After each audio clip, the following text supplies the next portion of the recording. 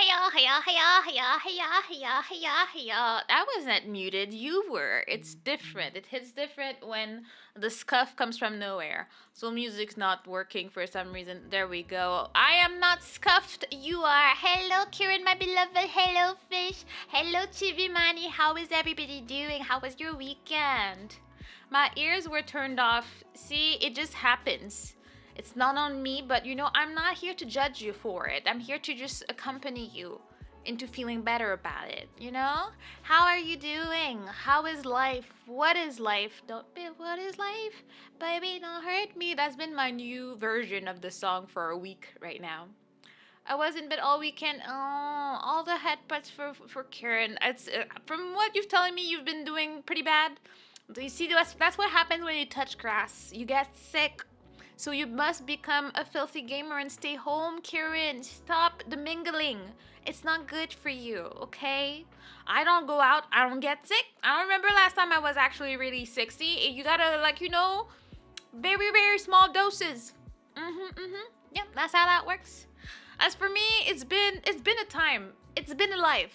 It's just been pain and suffering, but I am here. I have thoughts and feelings, and yeah, that's that. Hello, Chibi. How was your weekend? What is good? Feel free to share any random stuff with me. We're just yapping today, so I don't think I changed the title of my stream. I did not. See, I'm a professional Twitch streamer. I swear, I know how to do things. I change titles. I change things. Weekly yap. Thank you. I hope you had a good February. Honestly, February wasn't that great, but it's fine. We are fine. We're strong out here. Hello, Kuro. How you doing? How was your weekend? For me, honestly, it's been what's the word I'm looking for? Just event after event that just tries to make me more depressed every day, and I just can't. So as you all know, last week after work, my car did not start at after work on Tuesday. So then I had to freeze outside, try to find a way out, try to grab my dad's car to make it home. And I made it home, and I was freezing and tired and depressed. But you live your life. Then I had my stupid meeting at work. Someone pissed me off on Wednesday. So I took off work on Thursday. And then on Friday, I lived my life. I stayed depressed Saturday. Sunday morning, I had taken an appointment with my doctor to see if I could get a doctor's note to take some time off work. We get outside, and what happens? My dad's car is dead. So then I'm like, great times. Even though this one I think may have been my fault. I'm not 100% sure, but I think I may have left the lights on. And from Tuesday to Sunday, so then the car was dead. So then one neighbor tries to boost us with a thing that he plugs in the wall. Doesn't work. We're like, So I'm like, okay, so that means I'm gonna miss my appointment. That would give me some time off at work. Amazing, we love it. And then as I'm there, I'm hunting for other neighbors that are getting out. I see one. She boosts the car. We're like, all right, well, let me call and see if I can come later to the clinic. As we're driving, the car behaves very weirdly. When, I'm saying, when it's a normal occurrence, but I'm driving, I press the acceleration, but the car doesn't go any faster. We were just going like a freaking snail, and I'm like, that's not normal. And the engine light is on, and I'm like, that looks dangerous. I don't exactly want to get on the highway like that. It's like, So I'm like, okay, well, let me call my dad and see if he knows what to do in this situation. My dad's like, I've never heard of that. I'm like, cool. He's like, can you try and stop the car and see if you can restart it and maybe it works? I'm like, I don't trust that, so I'm gonna put myself in a way that is easy for someone to boost me. And I park the car, I turn it off, and then it's dead. And it's like, cool. Now we're stranded in the streets, in the cold, and the car is dead. So I'm like, amazing. I needed that in my life. Still on the line waiting for the clinic to see if I could get another appointment. And then we call my dad. So my dad is like, I'm on my way. I'm gonna come and boost your car. So then he shows up and boosts the car. So I take his car and I take my mom's car, which he came, and then he takes his car back. and I'm just depressed. I'm like, I need to spend time with my parents because parents are very therapeutic. So I drop Esther home and then I go crash at my parents, and I wait there. And then they come back, and then I get to vent a little bit and talk about my job issues and everything. But then it's time to go grab my car at work because it's been there for a week. So I go with my dad. We boost the car. It starts, but I'm like, it's making a noise like the motor starts, but it feels like it's decreasing. And I'm like, that's suspicious. And I'm like, my dad is gonna drive it back to his house. So I'm like, I hope he doesn't die. We make it back home. And my dad is like, what do you think? I'm like, can you check if it starts again? If you start it, it turns off the car, and then it doesn't start. It's dead once again. And we're like, cool. Mind you, I've never had a car, so I don't know car issues like that. It's my first car. An extremely fun time, kudos. Thank you, Chibi. Honestly, I was very much over it. Like, when the second time we crashed yesterday, I just was crying. I was like, I'm just so over this. I cannot. And then after that, we decided to drive it back to the garage so they could check it. So we had to boost the car again. Like, when I tell you, my weekend was just boosting cars because every car that I touch seems to die for some reason. I'm like, amazing times. We left it at the garage, and then I went back home with my mom's car so I could go to work today. Even though I didn't want to go to work, and I missed my appointment, and they were like, oh yeah, well, you have to call back tomorrow to maybe get an appointment on Tuesday. And I'm like, amazing, cool. So I need to figure out work for the next few days. I'm like, okay. And then, but I was like, I'm gonna nap and come back. Have a good nap. Thank you for coming back, Anata. And also thank you for your membership. I forgot to thank you the other day. Thank you. Go take your nap. I'll probably still be yapping when you come back. But yeah, so thankfully, but I mean, I was thinking, it's my first car. I've had it for like not even 6 months. Is it already dead? That's the question, because we changed the battery 2 weeks ago and then it died last week. So it's like, okay, were you just dying? I just paid my plaques and stuff. I'm like, can you not? I don't need that right now. Thankfully, after the mechanics checked it today, apparently it was the contact that, like, the things that go onto the battery that were dead and like rotting. We knew we had to change them, but we didn't have time. We only had a week and it died. So that's what was eating all the battery charge. So that's why it couldn't start. Thankfully, they were able to change it, and the rest of the car seems okay. Also, there was no oil in the car for whatever odd reason. We still don't know why, and there was no light in the car. So we're just like, interesting. We don't know. But they changed the oil, so it should be fine. And then thankfully my dad was like, don't worry about it, so at least I don't need to worry about the monies that would be coming out of my account for it. Like, thankfully my dad is sweet. And then he said though that we have another problem with the key that we need to get fixed, but one thing at a time. I cannot right now, so I'm like, okay, all right. All in all, the car is back, so we take it. The car came back home today. Yes, one thing at a time. Yes, because I could not. Because I'm currently really, really struggling with work. So I'm just like, I need to take one thing at a time. Because that's one thing fixed. Next thing I need to fix is my job messing with my paycheck. It's been 2 months and I'm over it and I don't know what to do. So I'm like, okay, I feel a bit better now that I don't need to worry about the car. So I'm just gonna take the time tomorrow to call and be a Karen and be like, you disgusting people have been taking money off my paycheck. You're not supposed to. It's been 2 months. I have talked, I have called, I've sent emails. I want this fixed today and I want my money back. I need to be a full-on Karen tomorrow. So cheer on for me. That's what I'm gonna be doing tomorrow, is what I'm gonna do. Also, like, I'm not gonna go in all the detail of what I'm doing.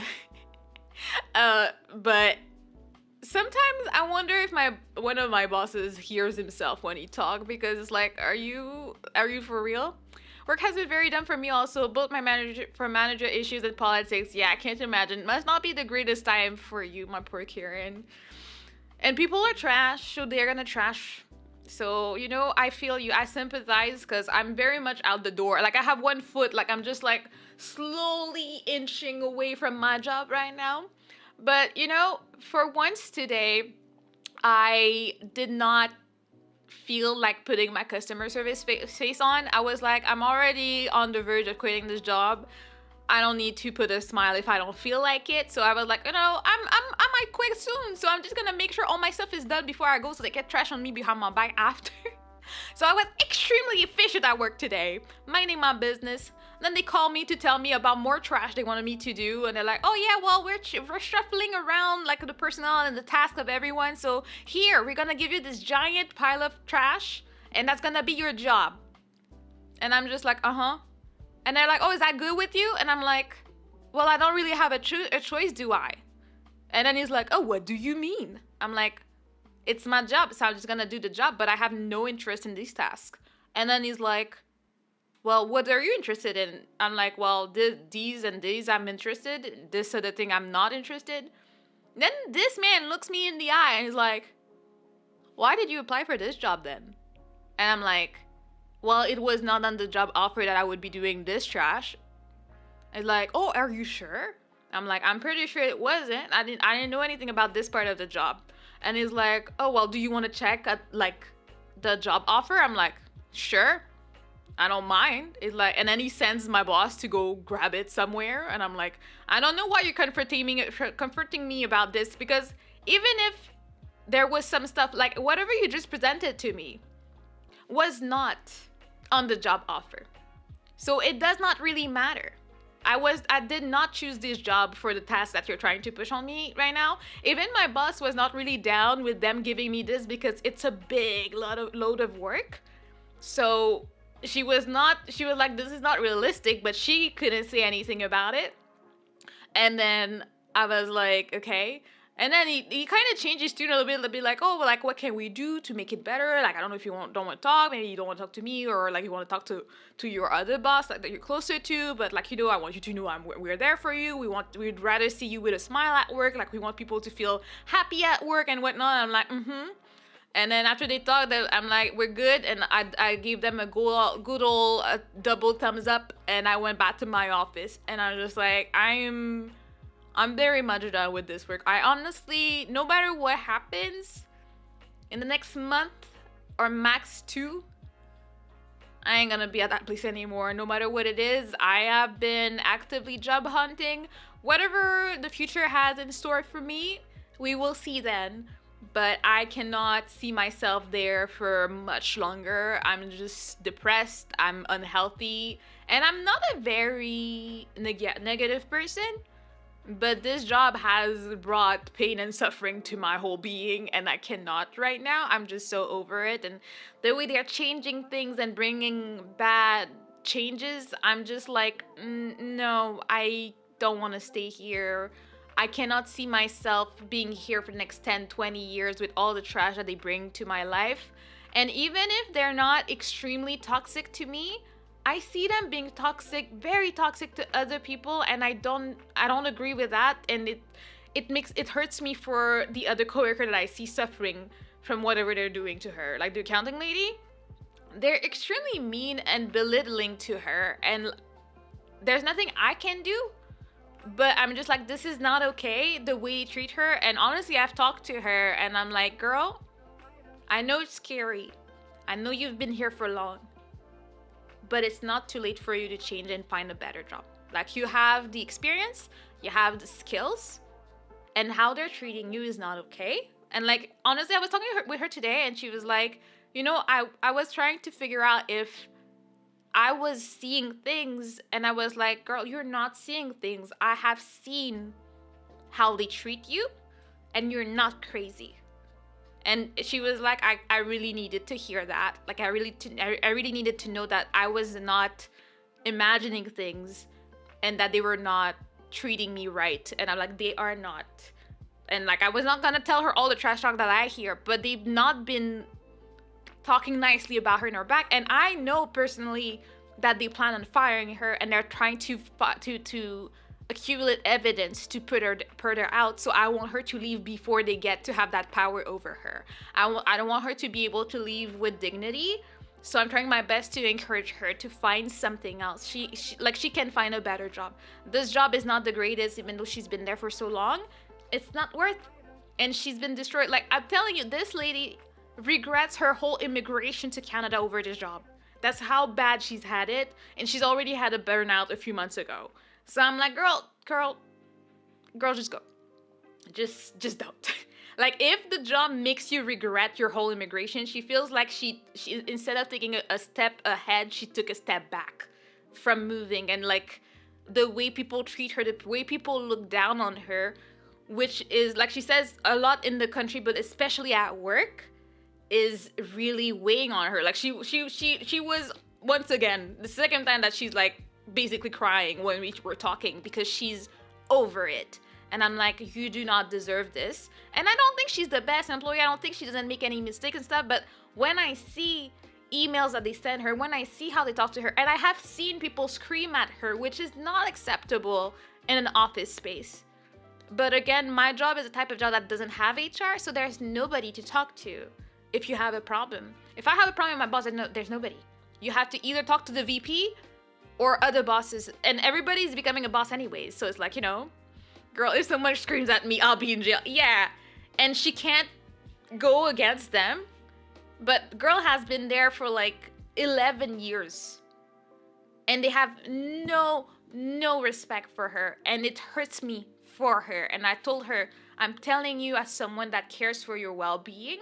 Because she told me herself when I was talking to her last week, she told me, I'm talking to you like as if you were my daughter. There's no future for you here. Find something else. She told me that last week. And I was like, I agree. And I was like, you told me that, but I'm telling you that too. Go. Find something else. You will find some place that can respect you, respect your experience, and you'll be happy wherever you go. I know it's difficult and it's scary because she's been there for 11 years, but it's not too late. She's not that old that she cannot start another career. It's fine, Soul-sucking jobs suck. No pun intended. Yeah. Wait, I missed something. Oh, hello, Philip. How you doing? How was your day? How was your weekend? You must become a professional a-hole. Yeah, that's what I'm gonna do tomorrow as I call to try to get my money back because they're just stealing money from me right now and I cannot take it anymore. That job just destroys the soul. They do. Everybody hates accountants. Yeah, but nobody hates accountants as much as my bosses hate our accountant for some reason. They're just the worst. They hold everyone accountable. Yes, Karen. Mutual feelings. That's always a great kindness. Yeah, like, we care for each other. And it is what it is. I already know I'm making the moves to get myself out of it. I want her to do the same. I hope that she really takes... Like, she really needed confirmation that I was able to give her because, I came into that job like 2 years ago. She didn't know me, so she wouldn't like open up to me because we didn't know each other like that. But she was like, now like I know you, I trust you, so I can share more with you. But like I needed to know if I was seeing things or if it was real. And I was like, this is very, very real. This is happening. I think I've told you guys before, but like every like 5 years, 10 years, 15 years, the company's supposed to have we have a whole event like out of town for the weekend. And during that event, they're supposed to give you a prize and recognition. Like, thank you for your 10 years of service. Thank you for 5 years of service and blah, blah, blah. They're supposed to give you a little something and tell everybody that you've been there for 10 years. Thank you for your work. And 2 years ago, she just hit her 10 years. And I remember that I saw her coming to the car because we had to drive up to that place. And I could see like she dyed her hair. She made sure she was all pretty and stuff because she was ready to get her prize and stuff. And then they just didn't do it. Like nothing, no mention, no discussion and stuff. And even because as we were coming back, I asked my boss, I'm like, what happened to the prize and everything? And then even my boss was like, I don't know. I told the bosses about it, but they didn't do it. And then she told me that she had to ask them to be like, I'd like to know exactly what happened. Like, as far as I know, I was supposed to have my 10-year recognition and stuff. It's not like they came on their own to say, oh, we're sorry. We forgot to mention it during the ceremony. Like, she had to tell them, by the way, like, it would have been nice to know that I wasn't gonna, get recognition for my 10 years of service. I was so mad for her. I was like, this is so disrespectful. Like, how dare you? And everybody else did get something. There's a dude that hit his 5 years and stuff. He did get, like, his gift card and stuff. She got nothing for 10 years of service? Like, really? You're gonna be that disrespectful? Like, my God. That yeah, it's better to start over at a place you enjoy. Yeah, and like it's gonna be hard. Like it's scary because we all have bills to pay, we have things to do, so you don't want to just leave your job and have no way to provide for your household. But this is gonna destroy you mentally and physically, so you better go. Yeah, even my job does that. That is messed up. Yeah, like every job should do some recognition, but for some reason they just skipped her. How do you want her to feel about it? And then they're gonna be like, oh, she doesn't try to like mingle with the team because she doesn't eat with us because she doesn't trust anybody at work. She has other friends in the other department and she just goes up and eats with them. Well, when we eat with our coworkers that have the same lunch. But I mean, if I was her, why would I want to mingle with you guys? You treat me like trash, like literal trash. You have no recognition for my work, and like all of them are always talking like behind her back. So like, what do you mean? Man, if I was her, I'd delete everything and then quit. For real? Yeah. I don't want her to get in trouble, but she should, type of thing. And then they have the audacity to think like, because right now they want to fire her. At first they were like gonna fire her, but offer her a package if she continues to work for like a month to train the new person. You're gonna fire someone and expect them to stay for a month and work for you? You're gonna fire someone after 10 years and expect that of them? Like, in what world? But then they were like training me to know all the passwords, and they're trying to grab all the passwords because they're like, we don't know what she could do if we fire her. Maybe she'll be mad and like delete everything and stuff. So they're trying to be the plan, even though they've never done it while I was there and I'm happy, was that the date that they decide to see her while they're in the meeting firing her, me and my boss are supposed to go in and change all the passwords of everything so that when she comes out she has access to nothing because they're scared that she might do something. That's how they see her. I'm like, I don't think she would do something like this. At the same time, when you drive someone crazy, maybe they're right to be worried because they know they're doing something wrong. And I'm like, if they were to fire her, honestly I would tell her to sue them. Like, I don't know if like it's gonna be expensive, but I think she would have a case because they tried to fire her back in December. They like had her do some type of like training and stuff, and there was an exam at the end, and they were gonna use that. They were like, if she fails this, we're gonna use this failure as a reason to fire her so she can't come back against us because she had to do it. But guess what? She did the training and she passed the exams, and she was the people that did exams said she was qualified for the job. So now they're still stuck. So all they do is just be extremely rude to her and very mean to her and like take note of every single thing that she does. Like, everybody makes mistakes. They do too. Like, they're the worst. They did the time, give them the recognition. Yeah, I was like, even if you forgot to do it at the big event, you could have done it at the office so that at least the coworkers could like, give a little clap, good job. You did a good job. I would have been more than happy to like, give her that recognition, but it just went under the radar and we never heard of it. It's been 2 years. Nothing happened since. So it's like, okay. Yeah, good to get the hell out of a job like that. Yeah, I'm like, is it the worst job in the world? No, but it's not a great environment, to be honest. Does Canada have a labor debt? I'd report the bosses to the government. Honestly, we do, and she probably should. Because today she took the time to sit down and go through some of her emails with me, and the way they speak down to her, it's kind of, amazing how impressively disrespectful they can be. And like, they were like screaming at her for a mistake. And it's the first time in almost 12 years that she made that mistake. And it was a mistake, sure, like some money went somewhere it was not supposed to.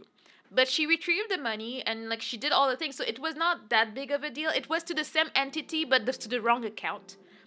But they were like making it a big deal, sending a bunch of emails with a lot of exclamation marks and like, I don't understand how such a mistake could happen and blah blah blah. Like, please come up with a plan and give us to see like what are the steps that you're gonna do to make sure that this doesn't happen, because this makes me worried about the integrity of the work and blah blah blah. And like, it's the first time this has happened in 12 years. So she's like, bro, it's been 12 years. But you know what's the kicker for me? Is because anything that she does, any money that leaves the company, should be approved by the bosses. But you know what they do? They don't want to do the job, so they make her approve it.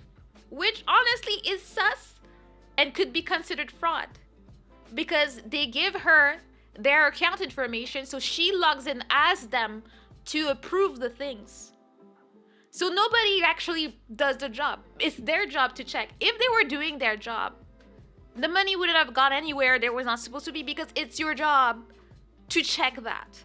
But then they're gonna come at her and scream at her to do this and that, and it's like, oh well, please put it in place like a system so there's double verification and stuff. And then she was like, well, I mean, there is, but right now I'm doing both verifications because the boss told me to do it, because he ain't doing it. So you guys can take that back. So she was like, well, you guys can choose between yourselves which one of you is gonna do the double verification that you've been supposed to do. And I'm like, good on you, girl. She had that email written perfectly. Honestly, I suspect she had help, probably her husband. And it was a magnificent email.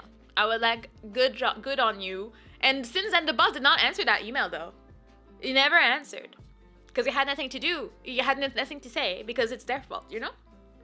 Both you and her. Yeah, I'm telling you, I am on my way out. And I told her too, I'm like, girl, I'm not here for long. I'm on my way out, and you should too. Like, if I see job offers that could fit what you know and your skills, I will send them to you. But I'm telling you, start looking. Start looking for a better future for yourself, because this is not it. Because honestly, she could mess them up, because her doctor wanted her to stay home longer because she's depressed and in a burnout. But she was like, I can't just stay home and do nothing. That's why she came back. But she could decide that, I don't care, I'm just gonna use what I've earned from being subjected to all this and stay home and relax and, you know, come back. It's not like they can fire you when you're on sick leave anyways. She could do that. So she's nice enough to not do that to them. But then they're like, oh, but she's not sharing the reason she was off work. She owes you nothing, especially you guys. She owes you no explanation for anything she does. I love you, lurking. Gonna lay down. Yes, sickness making me tired. Yes, please lurk. I'm just venting at this point, as I've been doing for a while. But I think, like, I work in special ways where I have a switch. So I will be fine. I will be fine. I will be happy. And once I realize I'm unhappy, I go very low real fast. Like, I've realized that about myself not too long ago, to be honest. I didn't know I worked like that. So when I get down, it's extremely fast and very much instant. So now I'm looking at all things. I'm like, do I go back to school? Do I go back? When someone told me that a good job to have is actually Costco. Apparently Costco is an actual good job. Like, has really good benefits. Like, you get stocks in the company when you work there. Very good insurance plan and everything. And it's like, you know what? I have a Costco not too far from me. I could do that. At the end of the day, it's more like you need to make sure that you make enough money to pay your bills. But if somehow we remanage our budget and I work Costco, whether it's part-time or full-time, it could be a good avenue until I find the right forever job. Because I'm still wondering, because I don't know what I want to do. Do I want to do another office job, or do I want to learn something that is manual? Like, do I want to do a more manual job? Because I do like working my hands and doing things, and also I do like not having to think about work. Like, when you do office work, there's always, oh, I need to follow up on this case, I need to follow up on this, that, and that. And this is what creates a lot of stress, especially, but I mean, for me personally, knowing that, like, it never ends. Like, I got home today, but I'm like, oh, there's this email I need to answer, and then this email that has this, and that. I need to think about all these things. It just creates a weight that when you have a physical job is not gonna be the same. For sure, there's gonna be stress of other kind that I don't know too much about. I've never had a physical job. I've always worked office my whole life. So it's like, you know, maybe there's another type of stress, but I think that it might work better with my personality type to do something manual. Costco is great from what I hear. Yeah, hard to get in though. They don't hire too often around here, so as I think people stay. Yeah, people probably get in and want to stay forever. I didn't see if there was any opening, but I saw options to apply, because once they told me, I checked it out. And honestly, if I could get any job at the Costco next to my job, next to my house as a in between, might be worth it, you know? At least until I figure out exactly what I want to do. Hello, Dry Hats. How you doing? How was your weekend? We're renting as usual.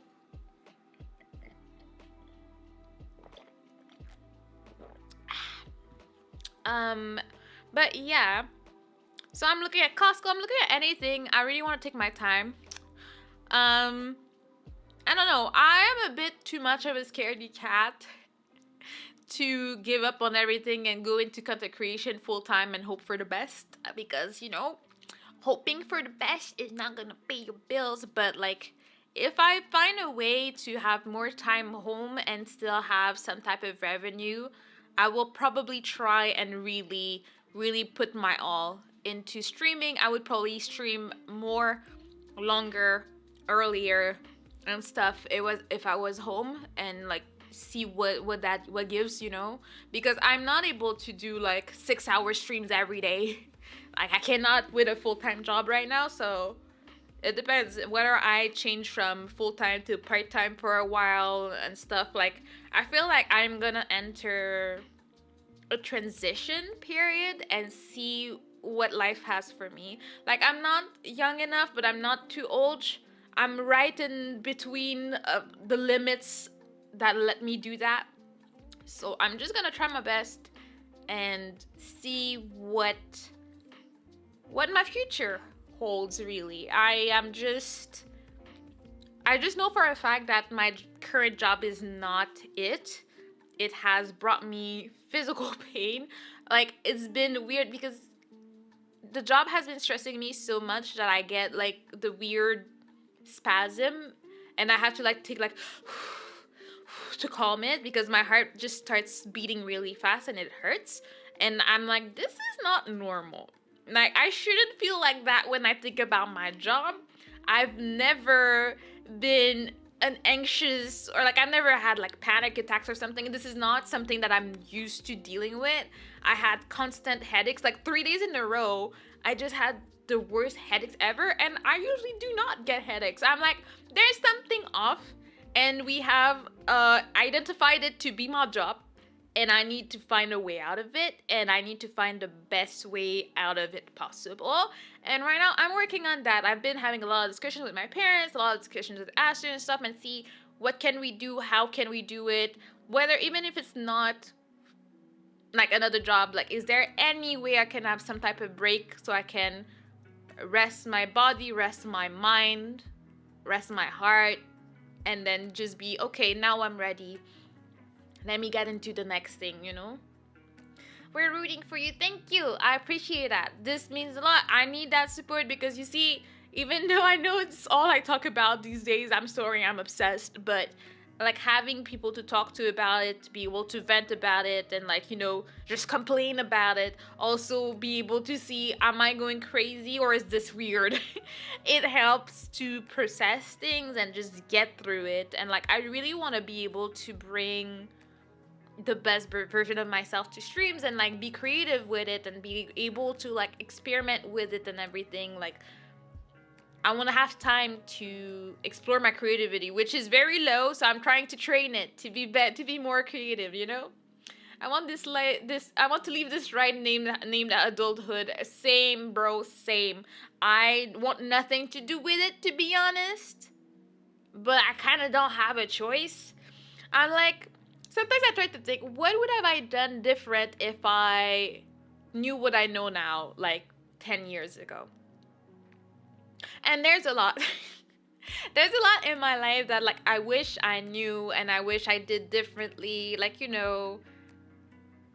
I think it would have been difficult for me to do exactly what I did, because for me everything fell at the right timing for stuff to work out. Like I'm telling that, like the way I managed to go to Japan, I would not have been able to do that if that was my only plan after high school. It would not have happened for several reasons. First, money was not a thing that I had. I had never worked after high school. Like, I didn't work at all during high school. I was blessed for that. But after that, it's like I finished school and a month later I was going into Japan for a year. Like, everything fell in place. So I don't think that I would have been able to have all the good experiences I've had if I did things differently. So it's hard to say which one would have been better. But like I wish the one thing I wish I knew about two things I wish I knew about like 10 years ago. I think I knew about VTubing and more about like content creation than that I would have started 10 years ago. And I wish I locked my hair. Those are the two things I wish. I wish it had been 10 years I've had my locks. I'm 1 year in and I have no regrets. I finally got my first in the wild compliment on my hair Sunday, and it was like, oh god, someone thinks my hair's pretty. I'm like, oh dang. Because like I'm used to hear it like from people in my house or like cousins and stuff. But a random stranger in the street told me they liked my hair, and I was like, oh, well, that feels different. Like that feels nice. I'm like, I'm happy. I just wish I started earlier. Even though like the first year is hard, honestly. Your hair shrinks and you look bald and you just don't know what to do with yourself, and then it just unravels. Lots of problems. But now it's been a year and I don't regret it. Like I have peace of mind. I don't need to do much with my hair, and I'm very happy about that. Yep, wash the dishes every day would be my first advice to my young self.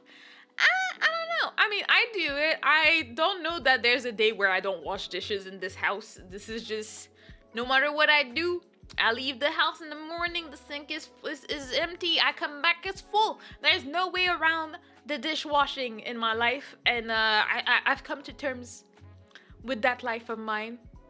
But yeah, I still complain about it. But it is what it is. Gotta wash them dishes because they're not gonna wash themselves. The whole, honestly, the most traumatizing thing as an adult that you realize is that you have to clean your kitchen like basically every day, because you eat every day and then something's dirty every day. Like the stovetop, you make eggs, well, there's gonna be oil or butter on it. It's just gonna splash, and there's nothing you can do to prevent that. It's just gonna happen, and then you have to clean it. You have to make sure you clean the walls so they don't like become like thick with grease. It's always gonna happen, okay? I wish I never had gone into classical music and went straight to music composition. Maybe I'll have more time for myself. Classical music made me not touch music at all for like 5 years. How come? Why do you not touch? Like, did it traumatize you so you didn't want to do it? Yeah, like sometimes you're like, maybe, like I would have probably done the bachelor's degree instead of the certificate I did in Asian studies. I think, had I known things right after high school, I would have worked. Then as soon as I was old enough, I would have, which would have mean I would have good retirements and like savings already. If I worked nonstop for like, what, 3 years, I would have saved some money.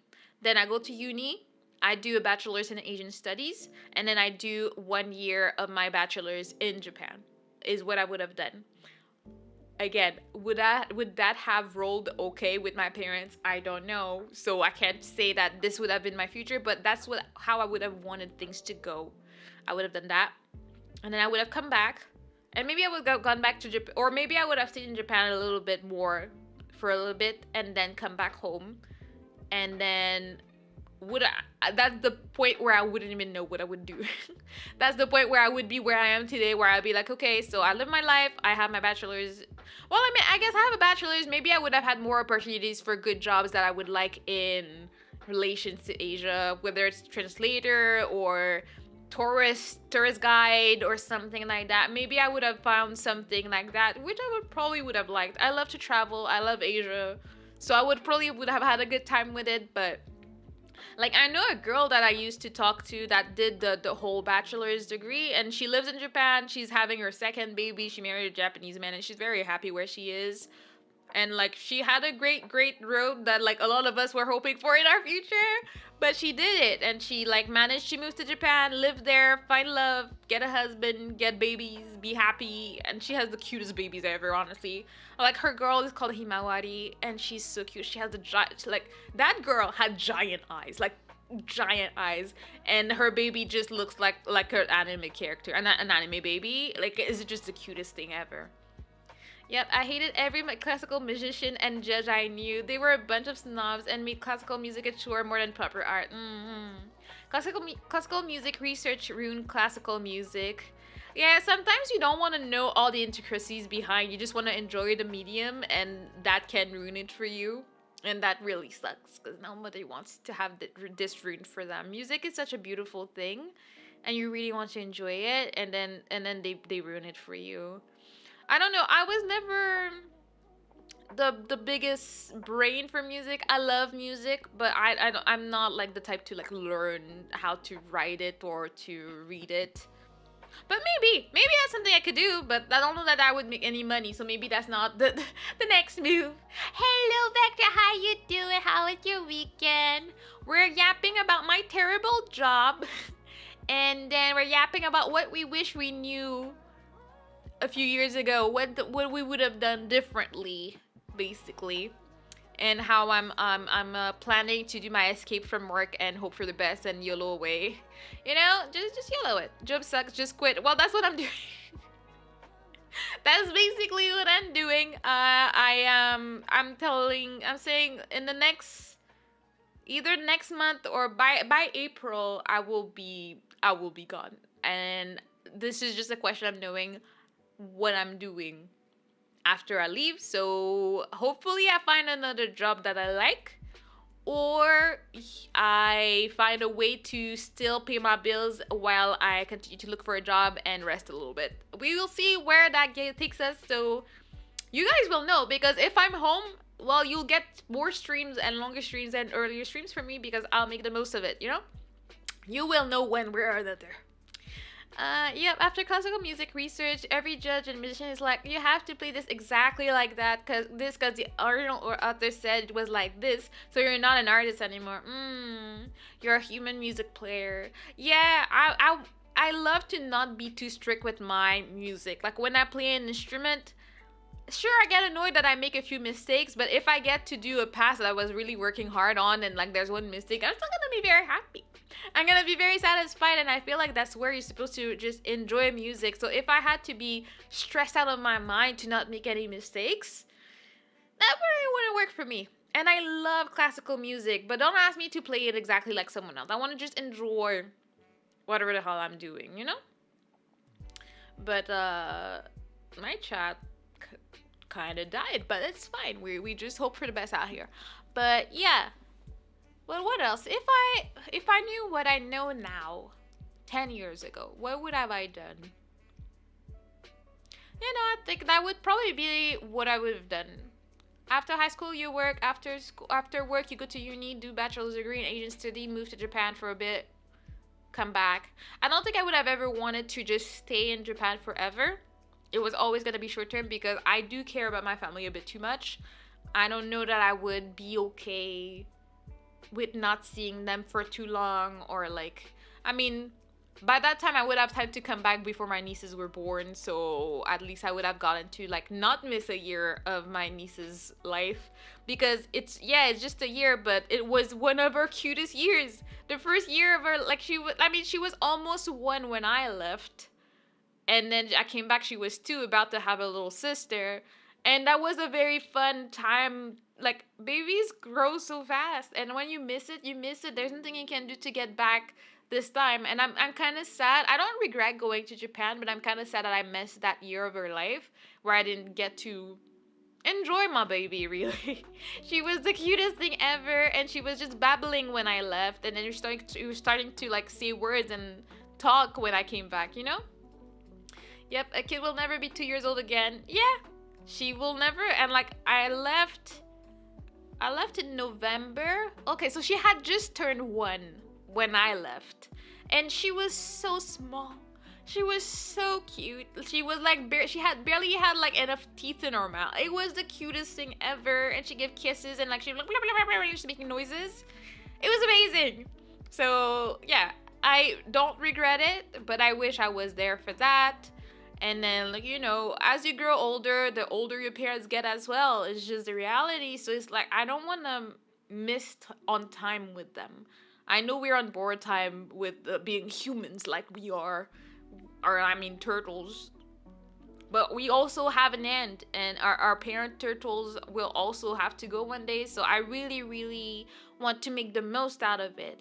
Make sure I don't regret being oh, I wish I spent more time with them. Oh, I wish I did this or that for them. I don't want to have that regret, and I want to pamper them. I love my parents so much, pampering them makes my life the best. I feel happy whenever I get to surprise them with something. It's like the happiest I could ever be. I just love it. It just makes me feel complete, makes me feel happy. It's just great. So yeah, like honestly, like when people ask you, oh, what would you do if you won money and stuff? Like for me, it's obvious. If I had money, I would pamper my parents. Like for sure, like if I have bills to pay, I'll pay them first to make sure I'm not in the hole. But if I could pamper them, pay off some of their bills, or like send them on a trip, like that's definitely what I would do. Even though my sister went on a trip with them, and she was like, oh my god, I just realized our parents are getting old. They're so slow. They don't understand anything when they're in the airport. And I'm like, I don't know that I want to send them on a trip on their own because they will not find their gate at the airport. Like, they're going to be confused out of their mind. And I'm like, maybe we actually need to go on trips with them if we're going to the south or something. Yeah, I actually have to do some exercises like that for my therapy session. Yeah, it's important. I think living in the moment, taking care of yourself, taking care of what actually is important is just a blessing if you can do it, To think I'm like 50 years old and think, what would I like to answer if I was at, what do you feel you like the most? Like about your life? And 50 is not even that old. But still, I wonder when I'm 50, will I have like any major regrets? Like I think about kids.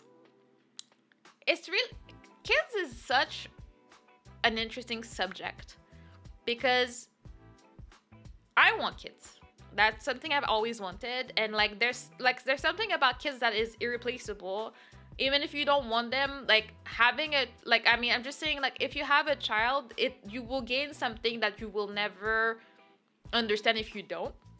Like it's just what it is. Like creating a life and like growing life and then raising a child is something that can be a blessing or a curse depending on if you birth a demon, but you never know. But it's something that I want to experience. At the same time, you think about, well, if I don't have kids, then I have my freedom, and then the money that I make is for me and my partner, and I can do more things, and maybe I can actually stay home because we don't need to worry about like the money that it costs to have a kid. But it's just like, do I want to make this choice for myself and feel like happy with myself and like, I get to travel more and whatnot, and then have a regret once my clock is passed and like my body's not about that life and I just cannot. Like once the option is not available anymore, will I regret my choice? I feel like that's scary, and I'm like, it's a difficult one for me because I definitely do want kids, but sometimes you have the thought, you're like, but if I don't have kids, freedom, and then you have to worry about this, you don't worry about that. And not even in a selfish way, I'm like, okay, but once my husband dies of old age, or if I die first, they're just gonna be alone at home, not having a single person like calling them to check on them because their parents might be gone too by the time we're old. So they don't have their parents. If they don't have a sibling, they're just gonna be there left alone without me. And that makes me sad. And it's not in the idea that kids have to take care of you and this and that. It's just that I would hope that our kids love us. And even if they can't be there every day, they at least check on us. Like, if my husband died and then I have my kids, I would hope that sometimes my kids just come hang out with me or bring me avocados because they know I like it, or they're just like, oh mom, let's go have a spa day or something. Like if I have a daughter that wants to spend time with me, and it's not the reason to have kids, but it's something to consider. What do you do? Like, I think something like that too. Yeah, it's difficult because it's like, yeah, having children is a big responsibility. It's honestly a financial burden, but it's something that usually, hopefully, most of the time people choose to do. And I mean, you'd rather people be prepared and ready. Like, I'm thinking, like, I want kids in that time frame. What do I need to do? How can I save money to make sure that once the kid is here, we have enough, like, financial support, whether it's grants for the government. Like, I really want to plan ahead so that I make sure that when the child comes, that's not when I'm going to be stressed out of my mind. How are we going to make the ends meet? I cannot live with that stress, and I probably would not have a healthy pregnancy if I was that stressed about money. So I don't want to do that. And then you have the fleeting idea of like, oh well, if we don't have kids, then we can probably afford to go on a trip once or twice a year. Oh, if we don't have kids, maybe we can get this fancy things we've always wanted because we don't have to worry about that expense. We don't have to worry about diapers. We don't have to worry about school and uniforms and school stuff and like the pencils and all the things and the hair and like you never know all the expenses that come with a kid, and then you put them together. And I don't think that people that don't want kids are selfish. Some people are also just don't have the maternal instinct. They don't want to deal with children. Like personally, I don't want to deal with children if they're not my or related to me. Like that's why my mom was like, "Why don't you start like a daycare?" I'm like, I don't want to hang out with people's babies. Like I'm too scared. I don't like that. I'm very awkward around kids that I'm not familiar with. Like my nieces are my children, so I don't care. But like any stranger kids and stuff, I'm like, I don't want to touch that. I want nothing to do with them. So unless they're my children in any way, it's like, ew, scary times, you know. And at the same time, I think I don't want to have a quince años kid when I'm 60 years old.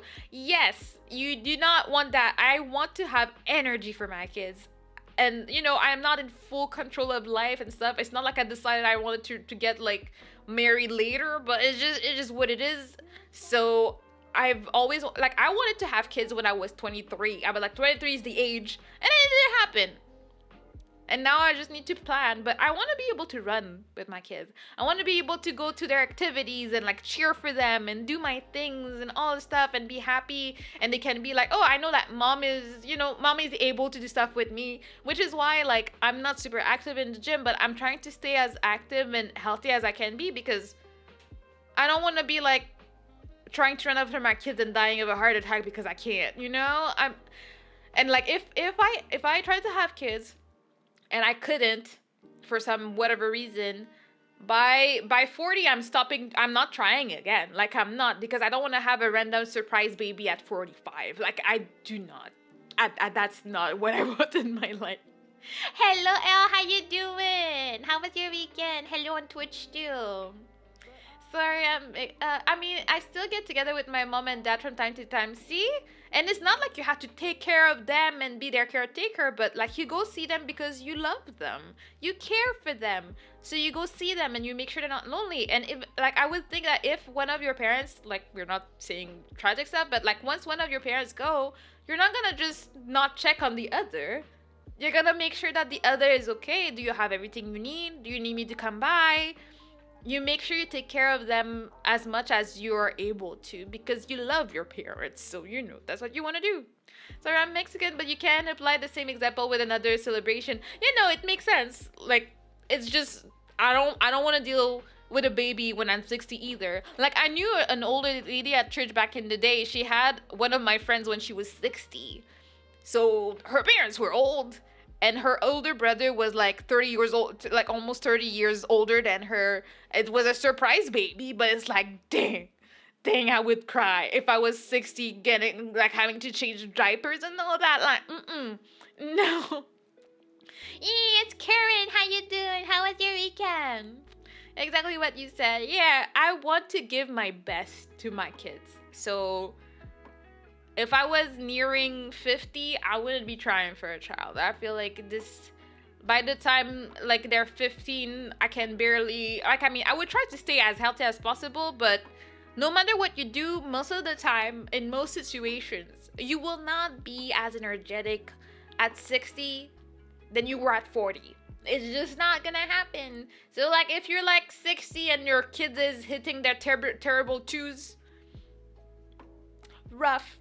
And also just all the dangers for the woman carrying the baby at that age. Like for the woman, for the baby has so many more chances of having something like not okay with them just because it's a very dangerous type of pregnancy. So you don't aim for that. Like if it happens, it happens, and then you welcome your baby with like all the love. But I don't think there's a lot of people that like, oh yeah, I want to have kids when I'm 6 it's also a lot of time biologically very difficult to achieve. So it's not something that you can just aim for and make sure happens in your life, you know? I'm good. Weekend was fine. Happy to hear it. Also, once again, I forgot to mention that. Sorry to the members for the member stream that ended because as I forgot to mention that in all my tragic week last week with all my issues, Friday during the member stream, well, I lost power. So we didn't have power for like an hour and a half. And I was like, I just needed something more. I was already depressed and I needed something more to make my day better. So we had a blackout in the whole neighborhood. It was great. It was great. Thankfully, it was not long enough that we lost the food because that's honestly what we were mostly worried about. We're like, we just don't want our food that we just cooked to go bad. Thankfully, it seems to be fine. So, that's that. Weekend good, had good food, bought mechanically interesting handgun, watched good anime. That sounds like a very American and very well balanced weekend. That sounds like good times, to be honest. Yep, and male gametes are just defective due to poor cell regenerations and replication. Yeah, I mean I don't know all the science behind it. I just know old, more difficult, more dangerous. That is the extent of the knowledge I have about it. It's just like I wouldn't know. I just know that I wouldn't do that for myself. And as I said, I never take for granted that can have kids. I'm just gonna hope that the moment I want to have kids, it can happen. But I have no guarantee. So we are gonna have to see what goes when it's time for that for me. But I would like to be a mom. But that also requires me to find a job before then so I can have maternity leave. It's like unless we were kind of rich, there's no reason to not find a job before you're pregnant so that you can have your maternity leave and get paid your whole salary while you're home with your babies. That's what you want.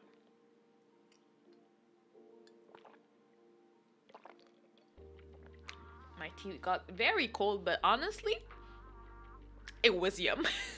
It really tasted like milk tea, like that I get in Japan, and I was like, ooh, okay. That turned out pretty yum. Not gonna complain. I love that the bots got so fancy on Twitch. They're just like speaking in signs so that they don't get caught by bots. But they got caught by Saribot anyways. Can't afford kids, don't want them anyway. Done a really good job of avoiding them so far, and that's why. If you don't want them, don't get them. It's better than getting them when you don't, and then you do stuff that you shouldn't be doing. Like so many people be having kids and be like, I never wanted kids. I mean, sure. I wanna know how it happened though. It's like, okay. And even if you didn't want to have the kid, you had the kid. Now it's your responsibility to love the child and take care of it. Or if you knew from the beginning you can't give away the child. Like, I don't understand the people that have children. Oh, I didn't want kids, and then they just abuse them. Like, hello? There were other options before that one. Like, you could just, love your child, ask family for help, or give the child away before they get attached to you. Like, I feel like there's so many things. I watch way too much like true crime of people doing terrible things because they're like, oh well, there's a baby, I don't really want it, so I'm just gonna put it in a room and let it fend for itself because babies just survive like that apparently from their understanding of life. And I'm like, I don't know about that. I don't know about that. These people deserve to rot in jail if it's my opinion on that, But yeah, except for that, I don't know how we get there.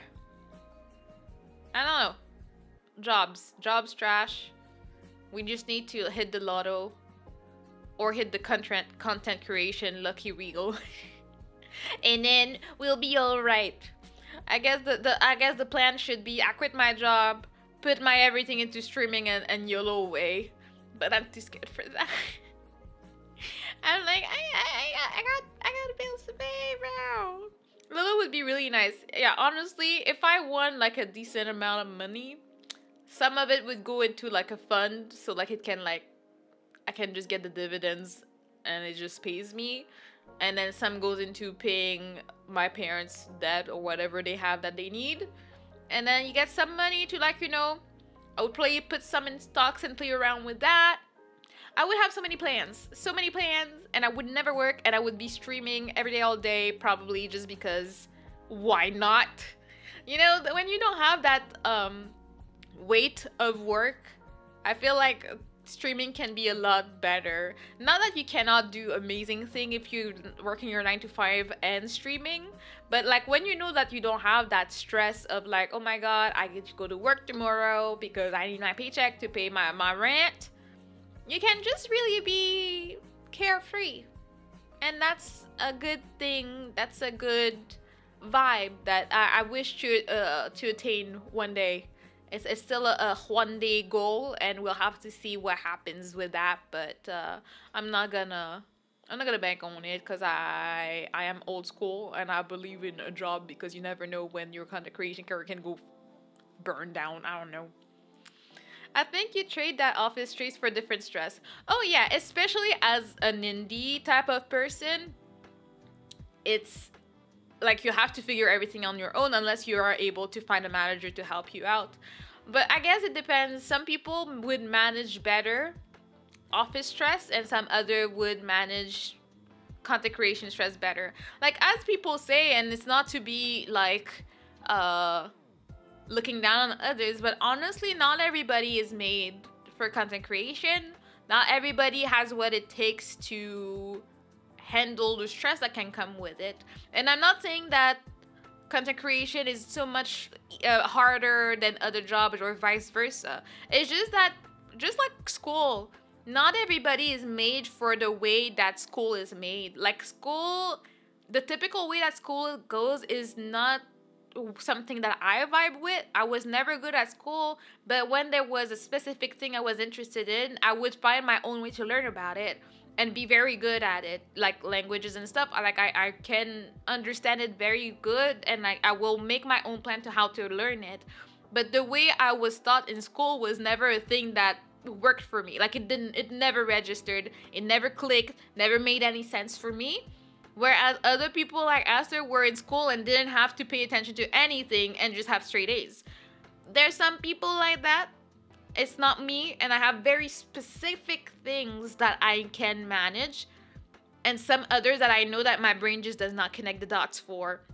So when it comes to content, there's so many different types of content, but also some people will be very good at it, some people will be just decent at it, some people will be terrible at it, some people can handle the stress, some people cannot. So it's just a whole lot of different things. So I cannot say, maybe, I mean, there's no way I personally would say that streaming is harder than a 9 to 5, like I've heard the whole discourse online, because at the end of the day, you're still your own boss, and it's not the majority of the people that can do that. You are your own boss. You can choose to stream or not that day. Like, sure, you won't get subs that day because you won't have a hype train or something, but if you, oh, I'm tired, I'm just not gonna stream today, I'll stream tomorrow. And if you're, especially if you're able to get a pretty steady revenue and stuff like that, even if you go down a few subs that you would have done for that stream, and like it's okay. You're still the master of your thing. And I'm thinking about people that are full-time, which means that most of the time they have something quite regular, so they trust. And honestly, you need to be smart. If I was gonna make money with content creation, then I would have to make sure I save some, I invest some, because you never know when that can end. Like, it's not a thing. Like, you need to make sure you place your money in things that make sense, that will give you money. Oh, thank you for the follow on Twitch. I appreciate it, hats. Exactly. Yeah, I think you are your own master. Don't come and tell me that it's gonna be harder to be your own master than working a freaking 9 to 5 with people micromanaging you and you depending on people for your paycheck and you not having any say in what you do. Even if you like the job, it's still not the same. And some people will need that type of structure. They need people to tell them what to do and everything, and they'll be happy. And maybe they will not think it's hard. But you will never have the same freedom as someone to be like, oh yeah, okay, well, I'm gonna stream straight for a month, And then after that, I'm gonna take 2 weeks off to go on vacation to rest, and then I'll come back to stream. Or you can stream 2 times while you're on vacation anyways. Or you can make content of your vacation and then claiming on taxes. There's so many ways to make yourself happy as a content creator. Unless you're gonna be like looking after drama and stuff like that, there's no reason for you to be that stressed. Like, yes, there's stress, but you can manage said stress. You're the master of your activities, of your schedule. You're the master of everything. You just need to make sure be careful with your taxes, file them correctly, keep track of your receipts and all that, you know. I sure don't, you know. It's fine. I sure you're hiding your talents, Karen. I know you got a VTuber career behind you. You're just hiding. You're gonna be ready, like you're cooking right now. You're gonna be ready in about like 3 months. Yep, my job, software developer, consists of searching for already solved problems and adapt that solution to some application. You can't do that with content creation. Yeah, no, you can't. Like, it's a different world. And again, I feel like it has to be divided in the different type of content creation. I feel like it would actually be quite stressful if I lived off doing like shorts and stuff like that, because shorts don't pay like that. TikTok doesn't pay like that. So unless you're gonna do like compilations, but that means that you have to have so much content out already. Like, you need to be so regular for like the algorithm to like you. So like at least like 1 short every day, or at least every 3 something. Sometimes it's 3 shorts a day and blah blah blah. And that I can see the stress, especially if you're doing everything on your own, because I know that some people are gonna be like super, like a few million subs, like they have a bunch of shorts. Most of the time they're not editing themselves. So like they take the time, they record the shorts, they send them to the editor, and they upload them for them and blah blah blah, and like they get their paycheck and they're happy. But if you're on your own doing all that and like growing off shorts, that's a workout, you know? Oh, shorts are, well, yeah, shorts, TikToks, reels, whatever they are. It's a lot of work to take the time to record all of them, unless you're doing like story time where there's no editing involved. I'm thinking about shorts that are like highly edited, like high quality. Those I would be stressed out if I had to pump them out nonstop, because once they stop pushing them, then you're kind of like left in the dry, and you honestly don't make much money from shorts. Like, unless you get constant millions of views on your shorts, honestly, you're not making much out of them. Like, it's not where the money's at, you know? But if you're gonna do like, oh, yesterday I went on a date and then the guy was weird, and then you're gonna just post that as is, then yeah, maybe it's not that much work, you know? This what's up. Yep, it drains your energy so fast. Yeah, even when I was doing all my compilations or puns and stuff like that, it took a while. It was, even though I kept the editing to very minimal, it was a lot of work for me. I was stressed out, especially when I was trying to have 1 short a day for 100 days. It's not like they were the most elaborate stuff, but I was tired. I had to, well, first you have to come up with them. You have to record them. You have to edit them. You have to add the subtitles to them. And then you have to like study the algorithm to know what time you're supposed to. Like, sometimes I would have to check, okay, well, Tuesday I posted my short at 2 and then it flopped. Let's try on Wednesday, we're gonna put it at 4:15 and see how it goes. And then until like I had to like gamble the time I'm posting, and then for like I remember at some point 10:30 was the time. That was the time that all my shorts would get pushed if I posted at 10:30. And then for like a week and a half, I was always putting my short at 10:30. And then one day it just stopped. It didn't like the 10:30 anymore. And you're like, okay, but why? And then all your shorts have been getting a few thousand views, and all of a sudden you get 2 views, and you're like, but why? Why do you hate me so? What did I do to you? Yeah, the PTSD. I do want to like work on shorts a little bit, because I think they're good for exposure, but honestly, for what they bring, positive and negative, like the stress that they give you doing, and the chances of flopping is really high. So you can work, like there's some shorts I worked really hard on, and I'm like, oh, that's not like I edited this, I was proud of my editing and stuff, and then 30 views after like a year. Cool. Thank you for that, YouTube. Thank you. And then you copium that maybe after a year it will randomly be pushed to people. No, it has never happened, so I don't really believe in that one either, you know? Um Holy cow, yeah, it's like gambling. That was so point. It's like it's true. You know the struggle. You know that struggle of like you hope for the best, and all of a sudden all your work goes to trash. And honestly, it's the same with YouTube videos. Like I was super happy with like what the video I posted like 2 weeks ago, and I was like, that's almost the most views I've ever had on a video. I like that. And then I post a second video and it flops. It's like, okay, I guess you didn't like what I had to say, so I'm gonna have to revise my technique. Gotta, like, if you're gonna let yourself be depressed over it, it will be really hard to try and thrive in that. Like, you really need to, like, keep trying and find your groove and find what works for you, and then from there, once you find that one thing, and like you realize this is what YouTube wants from me, then you go all in and you hope for the best and you hope that YouTube's gonna keep liking it, but you never know what that thing is because it needs to be a thing that is specific to you. You need to think about who would watch this. Like I try to think when I make content, I try to think about would I click on this? And if the answer is yes, it's like yeah. And like I love drama. I like to be nosy. I like to like talk about relationship issues and stuff like that. That's why I'm like, okay, I'm trying to find how do I want to work this type of subjects because I like to yap. I like to yap about relationship issues. I like to yap about like drama and nosy stuff. So I'm like, okay. At the same time, drama is a bit iffy because you don't know. You don't want to get into drama and then get your facts wrong and then get destroyed. Even though, I mean, exposure, but you don't want to go too far with it, you know? I can't yap enough to be a streamer.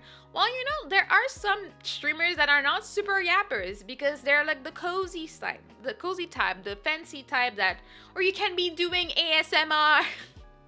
I could never. I don't know how to do it, and I don't particularly want to know it. It's like a medium that I don't personally understand. I'm like, if you're gonna get your bag with it, get your bag. I'm not gonna be there to listen to it, and I'm not gonna produce it either, you know? I can yap, but I'm not entertaining enough. I do think that this is something that can be trained, to be honest.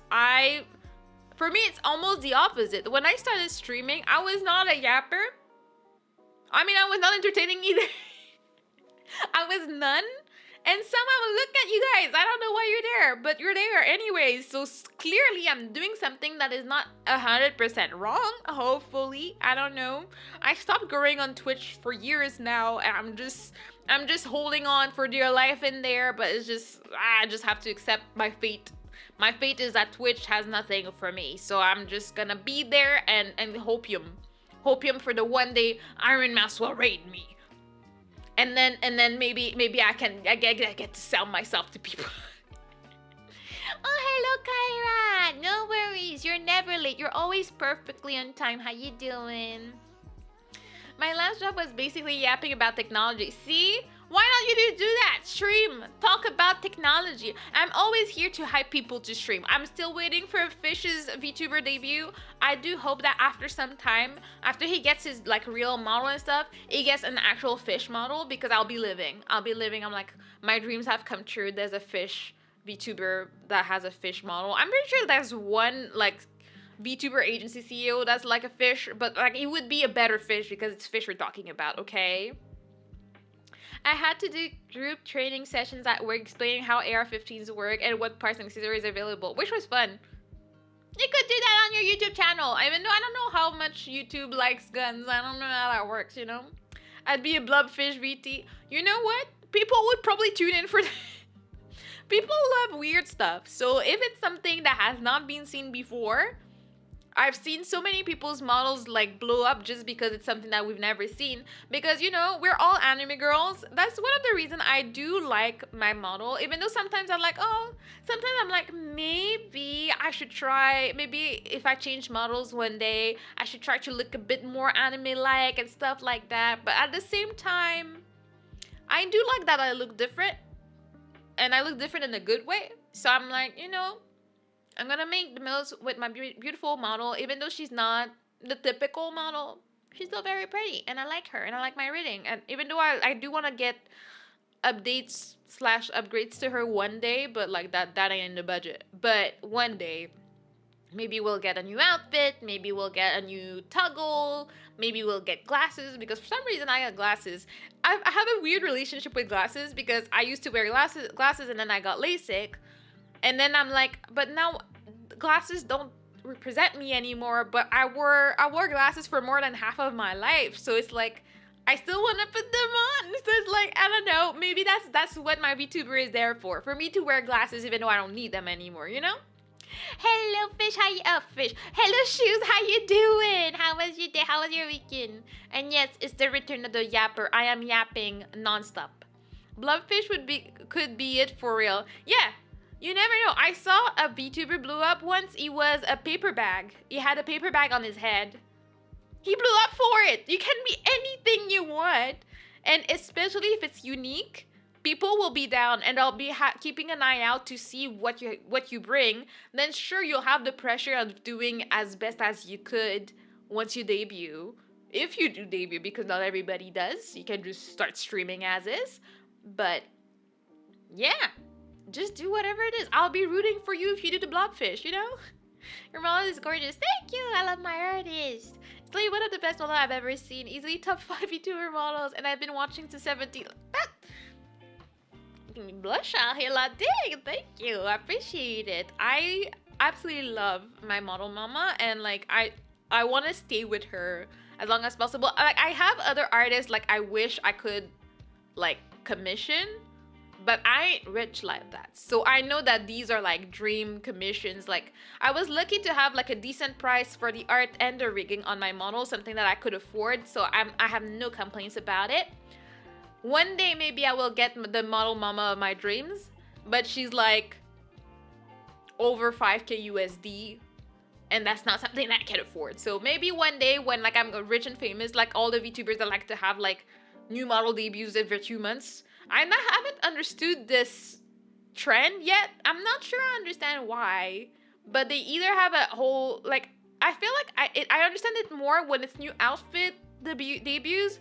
But having a new, different model, and I'm not talking about Iron Mouse, I know it's different. But I feel like there's some VTubers that I see changing their model every about 3-4 months.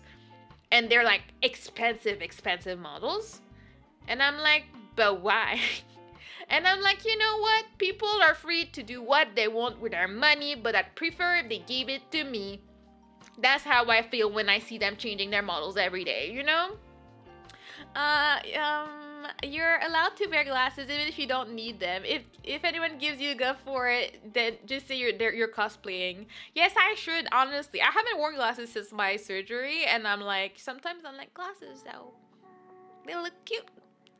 I always had them on my face, and honestly, I don't think that anybody would actually ask questions about my VTuber, because it's a VTuber, so it doesn't really matter if I'm wearing glasses or not. Who cares? Nobody does, you know? An artist. I got a couple affordable riggers and artists. Yes, I mean, I am very happy with who I got, and like I'm happy to have recommendations for people that look like I really like, you know. Slight story of my life. So one day I saw that one VTuber and I was like, oh my god, their model is absolutely gorgeous. This is what I want. Like when I was looking for a new model, because you know when I started VTubing I didn't know what I wanted, so I still love my old model, but I think I just didn't know my VTuber personality or what I wanted, what I was looking for. So I was like, I want to like have something that represents me a little bit more, that I wanted to have that little tea holding toggle, like I wanted more. But I'm gonna start from scratch, have a new rigger, have a new artist. And then I saw that one VTuber. Their rigging was exquisite, the art was beautiful, and they were also a black VTuber, so I was like, ooh, like, so that means that their artists are able to produce good quality black VTubers, which we know sometimes can be difficult out here. Sometimes they don't know what they're doing. Yeah. So I followed them and I figured out who their artist was and stuff, and I commissioned the same artist that they did. And I was just looking at what they do because I was interested in seeing like what kind of content they do and blah blah blah. And I also just wanted to see their freaking model in action because it's gorgeous. And then the day I revealed my model, for some reason they blocked me, and I'm like, I was so sad. I was like, I like them. They blocked me on Twitter, but they never blocked me. I was following them on Twitch. They never blocked me there, so I was still able to like watch their streams here and there. And then a few months ago, randomly, I saw one of their posts in my feed, and I was like, oh, that's weird. And I checked, and somehow they unblocked me.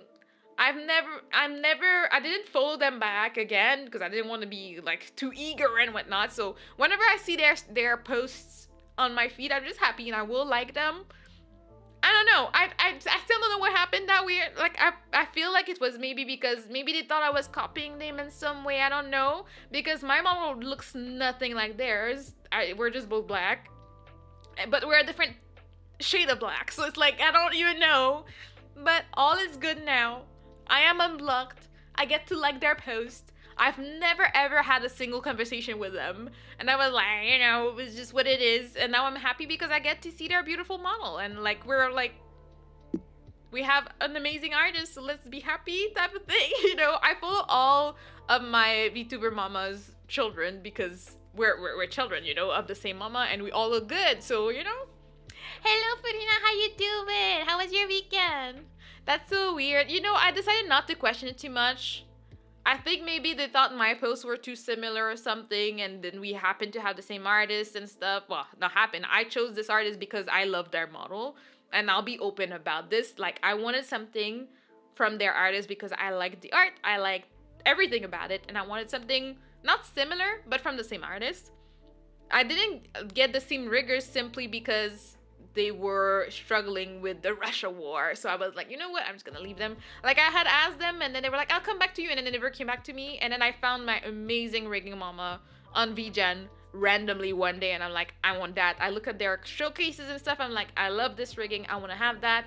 And like, we got to work together, and it went really well. And like, they were super receptive. And like, I was like, I want this, but I'd like to fix this. And like, they were willing to like work with me really hard and like make sure I was 100% happy. And personally, they even said like, I'm like, you know, you gave me a good challenge of like the little things I like. I want the mouth to open like this specifically. Like, I was very nitpicky, but I was not a Karen, but they enjoyed it because they learned a lot from rigging my model because I was very, very specific about what I wanted.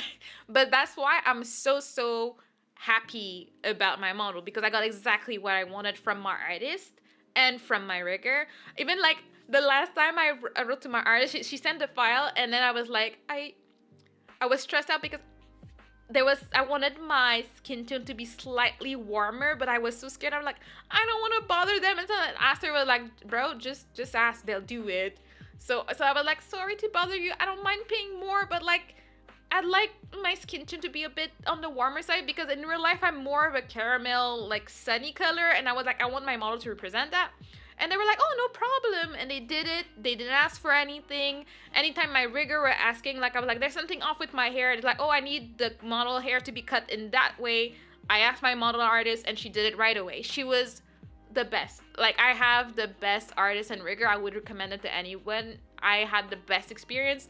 Which makes me sad for all the people that I see that have horror stories on Twitter. Like, I never got my art. They didn't do anything. They traced my art. Like, I'm like, I've been blessed in the VTuber community that I've never had any issues with any artist or rigger or whatever. For me, it's always been smooth sailing, extremely fast service, super responsive, always giving me updates. So that's why I feel very confident recommending to anyone, because I'm like, I had no problem whatsoever, you know? Let me see. Well, yeah, it happens. It's risky to do BIPOC art and models, so some people just don't go that route. Yeah, I mean, I never thought about it when I was looking for an artist. I was like, here's my model. That's the skin tone I want. And then they were like, here's the sketch. I'm like, that's good. Let's go.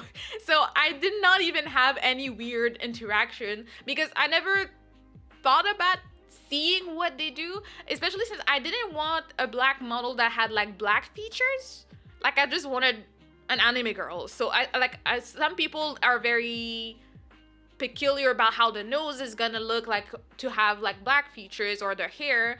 I didn't care about black hair. I wanted an anime girl, a typical anime girl, and that's what I got, and I'm very happy. And my artist added the red because red is my favorite color. I didn't need to have a gradient, but I have it because I love red, and then my eyes were red. At first, my eyes were not supposed to be red. My model was like, "You wanted some red, I'm gonna give it to you," and I'm like, "Thank you, yay." You've always had great model. You, thank you. I have loved my last model a lot. It was a completely different style, and I didn't know what I wanted, but I have no complaints. Like, my other artist was also very good. Like, I think where I struggled the most with my old model was just the rigging. It was not like my rigger back in the day was quite a new rigger, and like vibrator wasn't out. A lot of things have evolved so much from when I started streaming to today that I struggle with my other model being expressive. Now I feel like when I move, when I talk, when I do things, I feel like you can really see me through my model. And that's something that I struggled a bit with my last one. And no shade to my rigger, she did amazing for an amazing price when I was very broke, trying to start VTubing and having my first model, you know?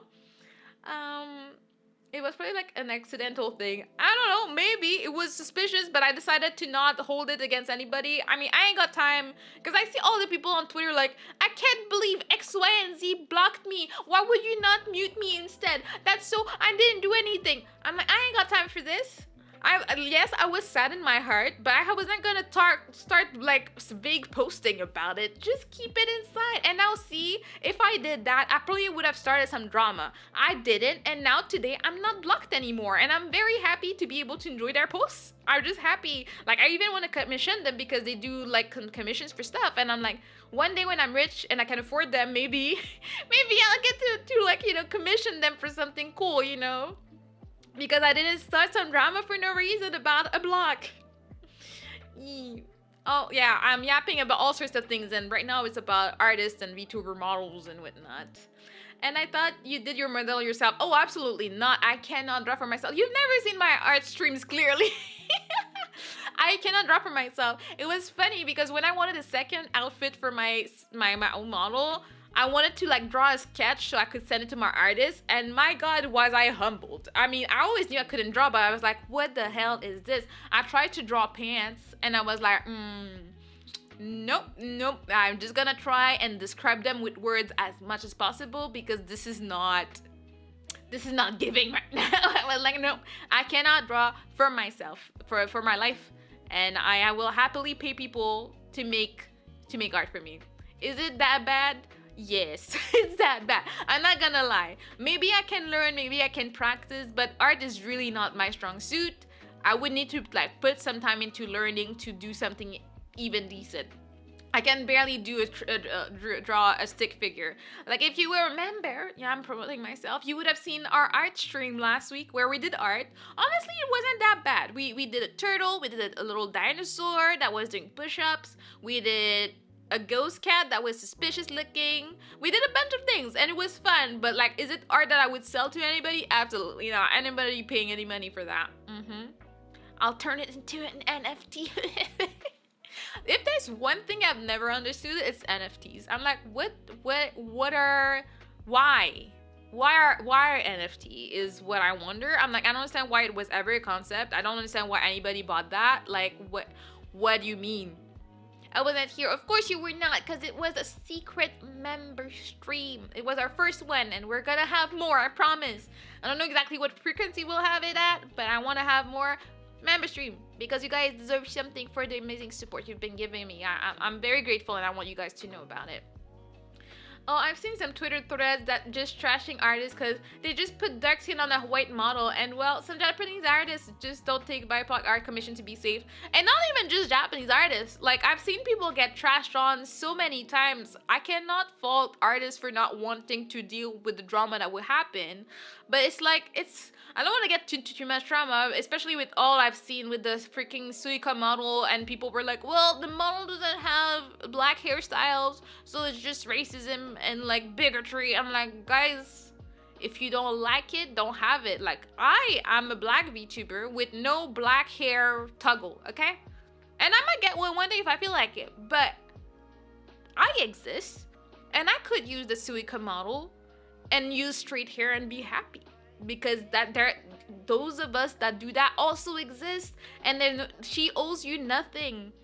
She worked for a year on that thing for most people to be able to have a really, really good model. Can we not embarrass ourselves like that?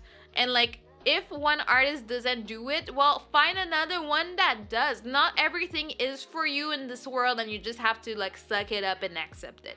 It is how it is. It is like there are other customizable models that have black features and black hair and whatnot. Go buy these, okay? It's for me. It's just very annoying that people feel so entitled for stuff like that. It's like, who do you think you are? And I don't think that everybody needs to be able to draw everybody. I guess that's my controversial take. But I don't think anybody owes their hobby or job to others. If I want to draw turtle and turtle only, you cannot come to me and be like, it's not fair that you don't draw birds. I don't want to draw birds. I want to draw turtles. And that's my hobby, and that's the skill that I have developed. I'm the best turtle drawer, and I want to keep drawing turtles. And I don't think that I should learn to draw birds. No. It's my hobby. It's my thing. And people that are interested will buy my turtles. And people that want birds will go to an artist that makes birds. Like, I don't think it's that hard of a concept to understand, but people on Twitter seems to be very triggered by it. And I'm like, it was very painful to watch Twitter last week. I was like, I feel embarrassed right now. I feel embarrassed about what's going on, and I'm just not gonna talk about it. Sorry. Pyramid Head was peak. Well, it was Eiffel Tower Head. That was peak, you know, very, very muscly, very, very arms. There are scams. People buy scams all the time. Yeah, people do. And then they learn. And then they're like, oh no, someone took a picture of my NFT and now it's not worth anything. Well, what did you think was gonna happen? You buy it and then what, you're not supposed to show it to anybody? Like, what's the value? It's just such a weird thing. I remember when it started and people talked about it, I'm like, what's the point? I feel like if you're gonna buy like real art, like that you have a physical copy in your house, then yeah, you have something of value. There's only one of them that was made and you have it so you could sell it. But if it's gonna be your freaking profile picture on Twitter, tough luck when someone takes a screenshot. Like, what you mean? What you mean it's supposed to be valuable in any way? It makes no sense. And I remember I was talking to someone, I was like, this makes no sense, and artists are not about that life. And then someone was like, no, it could actually be a good idea. I was like, no, artists hate them, and they're very dumb. Like, I'm like always open for conversation and discussion and see like how things are and what they are. Like, is there value in it? But like, nah. I would buy your fish portrait. Yeah, you would put it like in your living room so you can stare at you when you're watching TV. That would be very heartwarming. Crypto NFTs are such BS. Yeah, like it's such a fleeting concept. Like, it's so easy to scam people with it. Like, it's just like, yeah, this is worth this because I said so. Since when do we work like that? Like, since when do we just like, oh, well, someone said that this was worth $1,000, so it must be? We never get to see it. We don't get to like touch it, and we're just gonna say, yeah, that's money. It's a bit scary out here, you know? Yeah, the technology itself is nice. Like, the next step after checksums technology to identify unique items, like software, you can recognize official software from malware and Trojan. But people was like, so let's use this for everything, and that was just so stupid. I'm just like, what you mean? Like, people always try to make a business of things when it's not ready as well, but they always try to make a scam. They always try to scam people in any way, shape, or form. Out of curiosity, would you ever think about having a PO box for people to send you fan art? I would absolutely love that. I've never thought about it because I've never been big enough to get anything. I feel like I barely get digital fan art. So it's like, would I pay for a PO box, which would mean I'm funding it because I don't make money?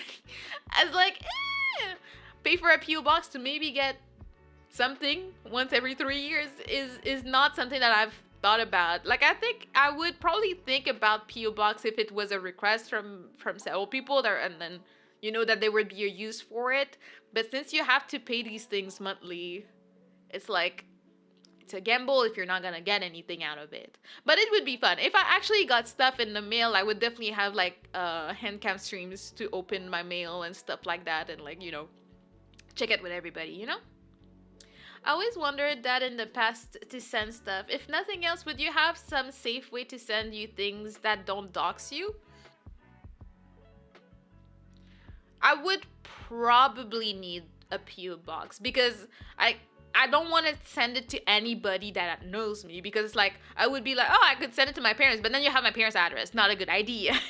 So I would need to buy some type of mail service to make sure that it's not to my name and that it gets there. Some friend has a PO box because he hates his landlord, but normal people just don't need one. Yeah, because I feel like there's no way to send something to my house without my address. Like very few people have had it, like people that I trust, if they wanted to send me, like I have a friend that was really sweet and wanted to send me a wedding gift because he knew about it before I told you guys. So like I was like, I trust them enough to send them to send it to an address that I know of, and then have my name so they know my name. But that's only for people I really am close to and that I trust. But except for that, not really. I am forced to have a PO box because my apartment building doesn't have mail delivered to it. That's so dumb. Like, what do you mean you can't? What do you mean? What do you mean you can't have like mail delivered to your apartment? That sounds very annoying, but I guess it works differently in different cities and stuff. I've always had like a a box on the house type of thing or something. I live in the middle of nowhere in a town of like 100 people. Yeah. I guess the places I've heard of this happening is like in the suburbs where they have a big PO box or like somewhere on the street, and then everybody just walks to get their mail in the middle. They don't go house to house. They have like a one semi-retired person running the post office. Well, maybe that's your next job if you ever look first. You can be the person running the post office. Isn't that a nice upgrade in your life? They only deliver to a few of the houses. Yeah, I guess that's what happens in like smaller town. As I said, I'm a city girl, so I've always been lived in town, and I've never had a PO box. It's always been a place. But even at work, when I enter people's addresses, sometimes they have PO boxes, but usually they're more in the suburbs or like far from the city. That's fair. I know I'd love to paint a miniature for you at some point, but I don't want to force anything. Just was curious. And that's very sweet of you. And I appreciate it. And I would absolutely love it, to be honest. But yeah, it's just like, am I ready to get a PO box fee in my monthly expenses? That would be funny. Turns out you can get a medium-sized Canada Post PO box for $20 a month. $20 a month. Let's see. So that's 20 times 12. Why can I not type? Hello? So that's $240. Probably will some tax at the end of the year. I think if I made $20 a month from streaming, I would probably do it, because then at least I can cover that. Because I'm not gonna lie, we have a very, very tight budget. I don't have money that I can afford to just put into stuff that I want. I'm trying to get our finances up right now. I'm giving my all, but it's not something that would be that easy for me to afford, even if it's $20 a month. It's like I kind of need that 20. Like I have stuff to pay and stuff like that. So it's like, if like I used to make money a long time ago, 3 years ago, I used to make $50 a month on Twitch, and then it was a great time to be alive because I was paying my phone bill with it. But like times have changed, and these days I do not make money. So it's like, okay, if I can up my content and like, make more videos and get a bit of money, and then that equals to me paying that PO box bill, I will definitely be doing it. I will be okay. I can do it. Because that's the thing also, like, just so you understand, I know I have a few amazing members, but I if I don't reach $100, I don't get paid that month. So it's like so I usually, like, full transparency, if I'm lucky, I get paid maybe every 2 months. And usually it's I kind of hit the 100 and I'm like, whoa.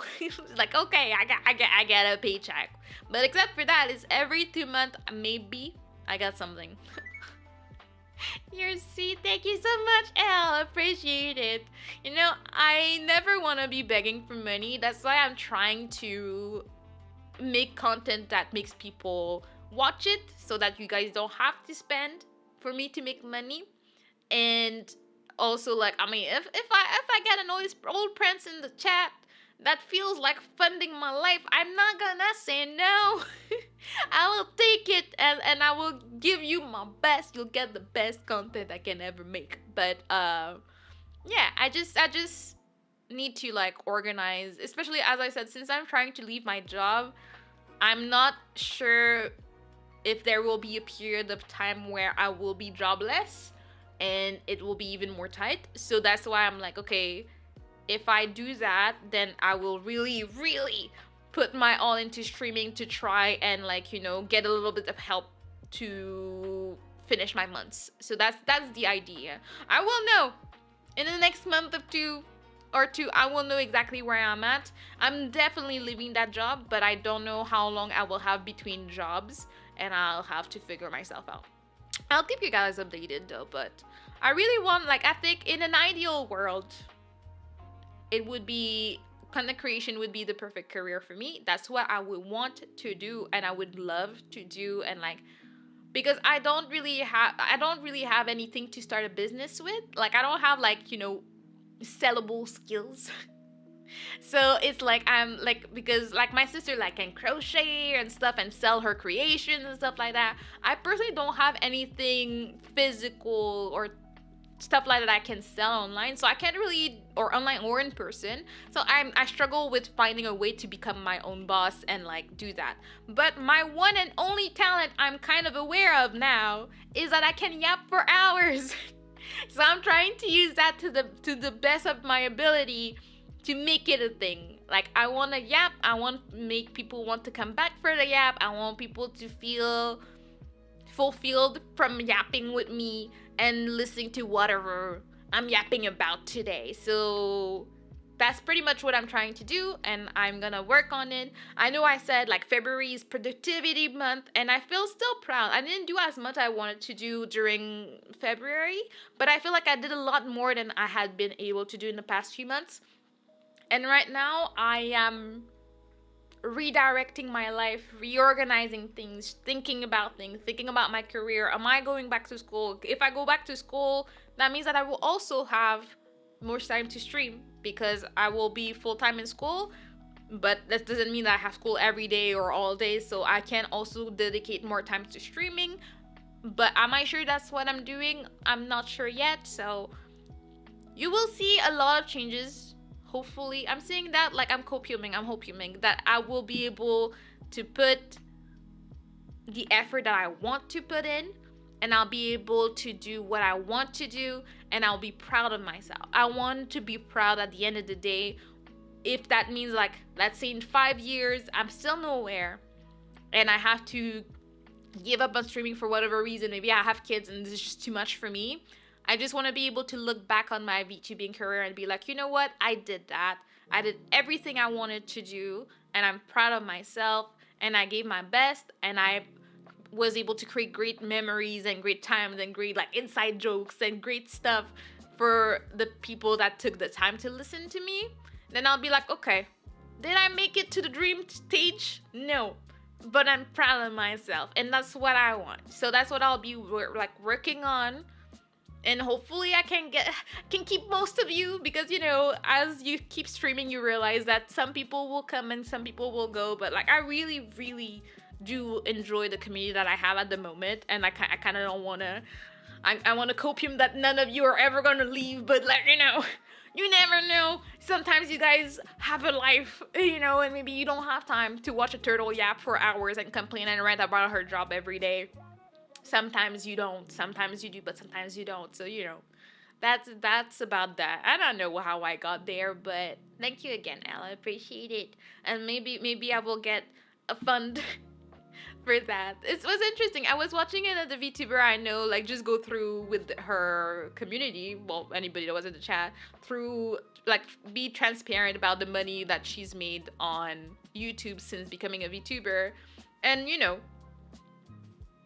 it was more than me, but not by much. And like sometimes it's so comforting to see other people where you think like other people are doing so much better than me and blah blah blah. What am I doing? But we're all in the same bucket. We're all doing the same thing.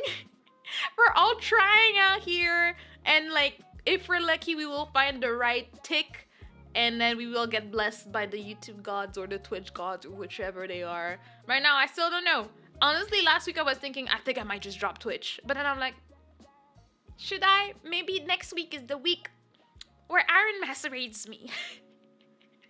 You're like, you gotta keep the door open, okay? You gotta keep it going so that maybe something miraculous happens one day. I don't know. I keep the copium on, And we want you to be successful too, as well as happy. They're very important things. Thank you. And yeah, I really want to take care of my general happiness. I don't want to let myself get depressed. I don't get depressed a lot, but when I do, it's really, really hard. And it's very, very, like, the gloomy cloud? I definitely exude that. It's just that it's so rare for me. I don't even know how to cope with my own depression cloud. I'm like, I don't like how I see myself. Like, in the sense, like, I don't like how depressed I am. So I get mad at myself for being depressed. And I'm like, I don't like it. I don't want it. I don't want to be depressed on stream. Like, it was so hard. I think it was last Wednesday. I did enjoy the game. I swear, I do like the game, Kuro. But my mind was in so many things with all the things that were going on. My car issues, my parent not being there, my job being trash, calling in sick for work because I couldn't take it anymore. I had so much to do that I felt like I couldn't give my best in a stream, and that sucks. And I didn't like it. So it's like, I don't want to do that on stream. I want to be happy and be the happy turtle. At the same time, I never want to fake. I'm never going to fake my happiness. If I'm not happy, I'm not happy. I'm just gonna be low energy depression vibes for a day, and you're always gonna get whatever is going on with me. So if I was like, say, if I feel like ranting, you get my rants. That's what's up. And we want you to be successful. I read that, thank you. I'd love to listen to you yapping every day, but had the whole is eating my time. See, we need to all stop working. It's a revolution time. We don't want to do the work. We want to yap and listen to yappers. That's the real balance in the world. Yapping and listening to yaps. That's what we all need, Sunk cost fallacy, let's go. Let's freaking go. That's what's up. It's okay, we understand, and I appreciate you for that. Real depressed turtle hours. Yes, it has happened. I mean, you were there in the real depressed turtle hours when, like, I lost my job and I was just sobbing for an hour on stream. Vector's a real OG, was there that day. So you got that. And, like, I was such a depression cloud 2 years ago. It's a miracle people are still there because I was just barely emoting. But I guess I'm part of the Dark Souls Save Me crowd because in my depression hour, what I do? I started playing Dark Souls. And honestly, it was some of the most fun streams I've ever had, and I had a real good time. The people that were there were just fun, and we all had an amazing time with Dark Souls. So I guess it kind of worked out, I just want to bang on the drums all day. Yes, sometimes I just, like, personally right now, the next thing I want to save up for is really getting a piano because sometimes I really want to play piano. I just don't have one. So I'm currently saving. I'm being really good. I'm saving $25 a paycheck towards my piano. That's what I want. That's what I'm saving on. So, that's my goal. So eventually Eventually, you might get piano streams, and it'll be great. It'll be fun. I'm super excited for these, and like to play random stuff or learn new songs on stream and stuff like that. That's super exciting to me. So Throne is not an option. It's on Throne, but I don't get Throne gifts. I used to see. All was good in the world about 2 years ago. I was getting Throne gifts sometimes, but then it all stopped. Like, and I mean, that's fine, and it's not to like ask people for stuff. I keep it there for copium more than anything. If there's anything I want, I do put it on Throne, and I'm like, copium, hopium. One day maybe the oil prince shows up and is like, oh, she wants a piano. Here goes the turtle. Shoes. I like your yapping. It's like having a friend inside the truck with me. Oh, you're driving? Well, I'm happy you're having a great time. I really appreciate you. And of all the people that played ROM, you and Eve always show up and you make me happy. It really reminds me of a fun time of life. I really enjoyed the ROM life, even with the trauma of the gacha. But seeing you and Eve just reminds me of such an important and fun time of my life. And I appreciate you. And thank you so much for that. It really means a lot to me, and I'm about to cry. Anyway, let me drink some water. I am fragile. Stop playing with me. When I tell you I'm like a bucket, oh, thank you for head pat. Like, I would cry for anything. Like, the other day, Rum is Ragnarok Online. The other day I scratched Aster and it hurt him, and I started crying. I was like, I didn't want to hurt you. I was just a mess over scratching him. So yeah, I am in a very precarious situation. I cry over nothing right now, which is not very much like me, which is another sign that job's eating at me. But yeah, so I'm trying to keep my composure right now, okay?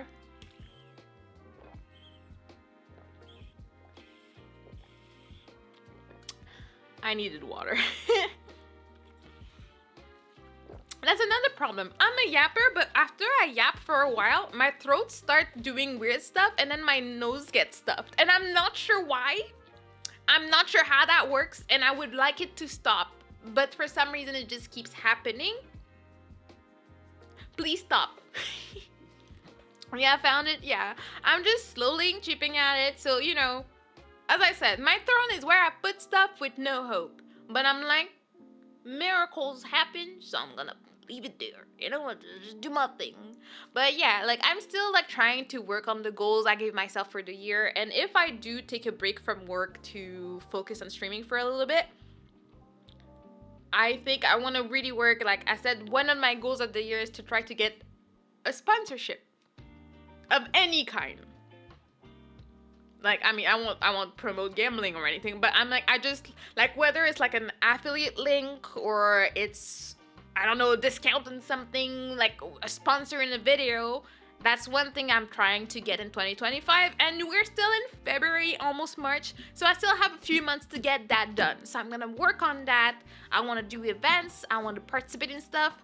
I still am picky with the fact that I do not want to deal with too many what do you call them collabs. They stress me out. If that would be like my work stress, is collabing with people. So that's like I will do it once in a while, but honestly not as a regular thing in any way, and only with people that I really do trust, or like if they're my contact and then I go in a collab with other people, maybe, that's the type of thing. But I don't want to stress myself out here. Raid Shadow Legends. I don't know. I feel like I would lose all my humanity if I did it. I cannot do Raid Shadow Legends unless it's not per click. Unless it's like, oh yeah, if it's what do you call it? I just need to talk about it in a video, maybe I would do it. But I don't want to do the one where, oh, people need to download the game and get to level 5 for you to get the sponsorship money. I'm like, I don't want to deal with that. Am I gonna fall into the Raid Shadow Legends sponsorship? I've seen it. I have been offered it by like Stream Elements and stuff. I don't want it. It's just not. I struggle with this. I don't want. I wouldn't want my community to get into the rabbit hole, because what if they get obsessed with it? It's my fault. If they're gonna get into something, it needs to be something good. Like, I want it to be something that I like. Yeah, I guess I'm picky, so I don't know if I'll actually get to my goal. I'm picky because I want to sponsor something that I actually like or like to use or something. Like, let's say it was like my mic or something. So I know that some people here want to do streaming one day. I can be like, oh, I like my mic if you like how it sounds, which I'm struggling with the settings, but I do like my mic. I'd be like, okay, well, here's an affiliate link so you can get a discount and I get some monies. And then we're all winning out here, okay? A streamer with standards, impossible. I mean, I can't. Like, it was special. The other day, there's a drama channel that I watch on YouTube, and they just do recaps of 90 Day Fiancés and stuff like that, and I like to listen to that channel. But then they had a sponsor from, like, a gambling company, and people were like, that was weird. I guess she needed money for the month, but it's like, people are like, well, she's not forcing anybody to gamble and stuff, but I'm like, yeah, but she might open the door for someone that doesn't even know about it. Like, on my channel settings on YouTube, I have disabled ads for gambling and suspicious stuff to show on my videos. I don't want them to be my videos. I don't feel comfortable with that. I do not want to promote gambling to anybody that watches my streams, so please no. I'm not about that life. I have standards that they're not that many, but there's some places I just don't go, you know? Genshin Impact, I mean, I have never played it. I'm pretty sure that you can get sponsorships. I don't know, because I don't personally am into Genshin, so I don't know that I would want to spend time playing it because of that. Maybe there would be some type of weird miracle and I get really into it and I like it. At the same time, I really don't want to be into... Oh, see, my nose getting clogged because I'm talking too much. I can't. I'm not really into, what do you call it?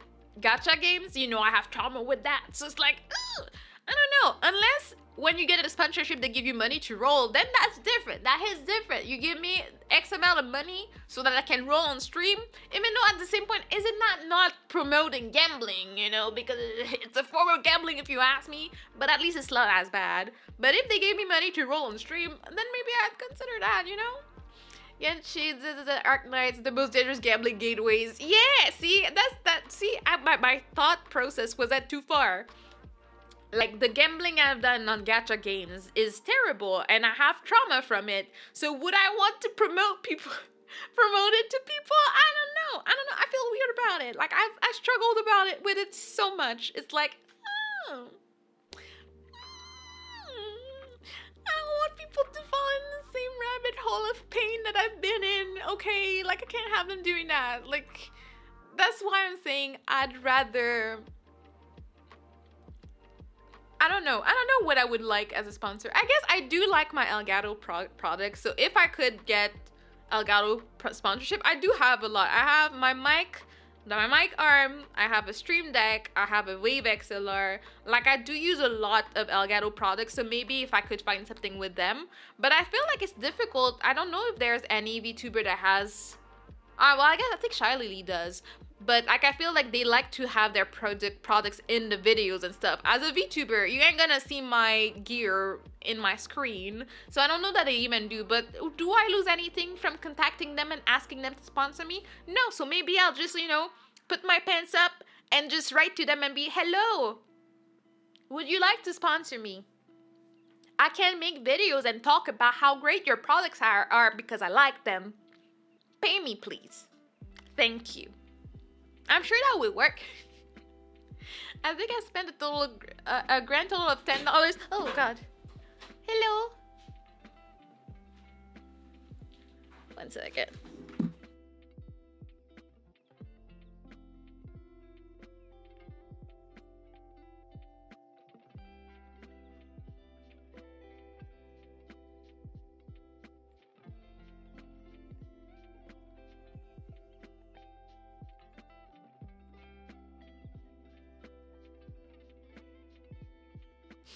Sorry, after being awkward as usual. Um, what was I saying? Because before he barged it in there, if Kimana faces are great. It's me having conversation and realizing how awkward Aster is. It's amazing. He cannot handle the group chat with my family. He's like, I wrote something, and then they answered, and then I didn't know what to do. Can you answer? Yeah. That's what he just came in for, to tell me to answer because he doesn't know how to respond to my siblings. Amazing. I love it. um, I think I spent a great total of $10 playing Girls Frontline. You know, that's a responsible individual here, and please stay that way. Do not spend your money. It's not worth it. Because once you stop playing, what do you have? Nothing. Nothing left. Everything is a form of gambling. Honestly, it is, but if you gamble without money, though, you feel better about yourself. You're like, I gambled like my game tickets that are worth nothing and I cannot spend real money on. All right, it's fine. It's fine by me, as long as you're not like maxing your credit card like I was back in the day. I think you're fine. No, that scared concern. Hello, is because my door is kind of trash. So you remember the horror story of the paint job we had in the place before we moved in? Well, before I moved in. Well, they also, you know, when they paint doors and they paint over the hinges. Well, they put my door back, but they put it like crooked, so it just gets stuck. So anytime he opens the door, it's like he has to like unstuck the door to open it to my office. So it scares me because I never expect it. So yeah, that's what's up. I mean, I got a t-shirt of IDW that my brother gave me, and I've got some Girls Frontline moral patches. So I've got some GFL stuff still. I guess you can say that you have that. That's pretty good. I have nothing. I tried to take any gacha game that I've ever played, except for meeting amazing people that watch my streams about it. But for the ones that I stream, I've got nothing left. Only trauma. Yeah, only trauma. Because I've paid off my debt. It's been like 5 years since I last played this. But I think 5. How long has it been since I quit? It's been 3 or 4 years. I can't remember. Something like that.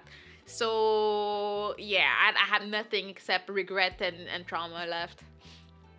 Get sponsored by Nintendo since you're a god gamer in Mario Kart. You know what?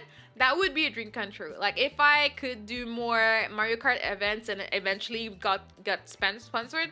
I think there people get sponsored to play Mario Kart, but I don't know that it is by Nintendo. I don't know. The big people up there that have their whole tournaments, they know things that I do not know, and I need to get into the circles. That's the problem. I need to actually socialize to know how people are getting their sponsorships and all their stuff. Because I feel like it's not that hard to get like a discount code that people use and stuff. But it's harder to get like actual companies to be like, oh, I'm getting sponsored by The Sims to do stuff.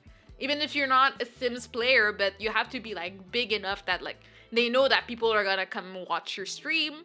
So then it's gonna be like exposure for the game. More people will be buying it, so they give you a chance, you know? I need more moral patches. I wonder if anyone's made a mana patch. Maybe that should be my merch. I should make a mana patch. You put it on your forehead when you feel sad, and then you'll hear turtle mumbles, and then you'll reset your mood for the day. That's a new product idea. Gotta write it down.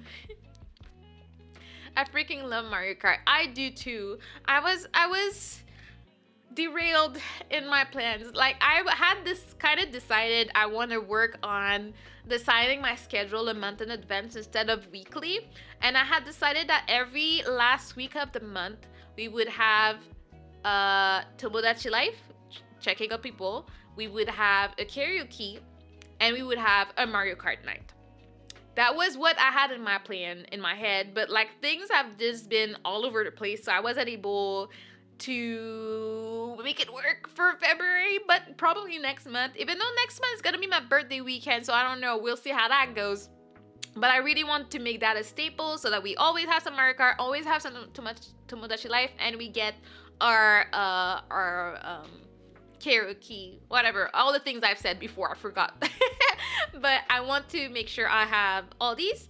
But now like I got my hair done. My hair is very much due for a retie. I'm like, my hair be looking a mess, but I'm happy because I started taking supplements and I think they actually do work. Like in 5 weeks, my hair has grown half an inch, and I'm like, this has never happened in my life. So I'm very happy, and I'm gonna keep. But then I ran out of the supplement I was taking, so I'm like, no, all the benefits are gonna go because they say you need to take it for like a month before you see the results. So I'm like, oh no, what do? I need to get it, but they don't sell it anymore. It's panic. Anyways, all this to say, I'm very happy because my hair is growing. Finally, only took a year and a half, but now I see length, and I'm very happy. I love it. Yeah. Hopefully, like, yeah, I'm thinking making my schedule can be stressful for me as well. So I'm like, okay, I'm looking into making a monthly format where I can just be like, okay, so every Monday we do this. Since I've kind of made it the thing that every Monday I'm just yapping, I really do like catching up on people after the weekend, see what you've done, talking about stuff, complaining about everything. I like doing that on Mondays, so I want to keep it that way. And then I probably have 2 Fridays a week, 2 Fridays a month that I'm gonna be doing something, because I like to have one Friday when at least half of the month where I can rest and be like, okay, I get this whole Friday to Sunday off to myself. So whether I want to edit videos, record videos, or just chill, watch a movie, play games, I have this freedom. So I'm trying to, like, I'm crafting a schedule that would work and be better for me, and hopefully works for you guys. So yeah, I've been thinking about it. I've been wanting to do it, but like, let me get through February and then I'll move on. I also have a lot of like projects and stuff that are supposed to start next month, so I have a lot of work to do. So it's better for me to keep some Fridays off so I can know how to manage my things. And I have a special. I need to give you guys the details, but I will be appearing on a radio show in March. Like I still have to like get the details, but I will be singing a few songs on a music radio show. I was invited and I was very happy and feel very blessed to have the opportunity to do it. So I'll choose a few songs, and if you want to be there, I think it's gonna be at 10 or 11 a.m. on a Saturday. So depending on if you're up and free, well, feel free to be there, you know? An actual radio show, like a VTuber radio show. Let's be real, I'm not that cool. And I would have attempted to at least market that on Twitter, but or not. Honestly, the more I think about it, I don't really care about Twitter. I'm not really posting there anymore. I've never really gained much from it, so I like to have it to be able to see stuff, like stuff from people I like Vector, retweet them. But that's the extent of it. That's all I do, and I will continue. I think you can definitely manage well without Twitter. I'm just gonna focus on my streaming and my videos on Twitch and on YouTube, maybe sometime on TikTok, and call it a day. That's the conclusion I've been coming to recently. I'm like, there's not much for me on Twitter. I just like to observe the drama because I'm nosy like that, you know? When I tell you I get annoyed by my nose getting closed from me yapping, I'm like, is that a disease? Because I'm not sick, but I can feel it like making bubbles in my nose, and I'm like, oh my god, and I can't breathe. But my nose is not even runny. Like, I don't understand. What is this? I'm allergic to yapping. What am I gonna do? How am I gonna survive? I don't know. Ah, God. Look, it's in my throat. That's very uncomfortable. Anyways. Honestly, you know what's funny? I thought that today would be like a short stream. I was like, I don't know. I don't have that much to yap about. I don't think people are gonna show up today. Blah blah blah. I was like, 41 minutes, and I was like, yeah, I'll probably end after an hour. And then look at me. It's been over 2 hours for some odd reason. I don't know how that happened. It's just that's what happens when you yap professionally. So it helped me feel confident about my yapping capabilities, and I'm gonna keep at it. And I have to record some covers because I'm late on my monthly cover. God, who did that? That scared the life out of me. Ajushi, hello, how you doing? You scared the life out of me. I was like trying to be suspicious, like, oh yeah, I'm working on things I told you guys I would be working on. Don't worry about me. It's all fine out here. Violence in your heart. It's a sign of dehydration, I guess. I was about to drink anyway, so wait, is it my nose? Maybe. That would actually check out. How are ya? I'm good. I've been yapping a lot, having a great time, enjoying my people in my chat because they're the best people. They're the best turtles. They're the best turtles that anybody could ask for.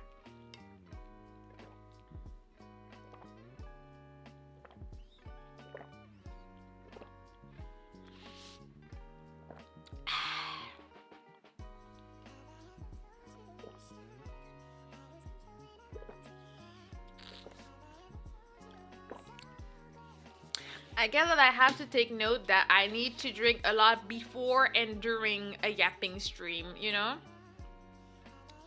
I think I will switch to Twitch next month. I lift my hat to you. Good luck to you. Twitch is not for the weak of heart. Just keep at it. You're gonna be great, okay? I think yeah, that's a good mic. Yeah, my mic likes to really let you know how much water I've drank. Like even if I try to turn away, like I don't know. I forgot what type of mic it is, but I think it's the type of mic that takes the sound from a certain direction. See, I don't know things. I find things and then I ask Aster, is that a good thing to guess, to get? And he's like, this, yes, this, no, and I'm like, okay, thank you. That's how I live my life. Yes, okay, well, that's good to know. More water is what I need. How you multi-stream, by the way? I used OBS and I used the Atom multi-stream plugin. And I just have to click on Twitch when I click start streaming on YouTube and it does it for me. There is a new thing in Stream Elements that lets you multi-stream, which is how I was able to stream to TikTok because usually it doesn't let you without a key.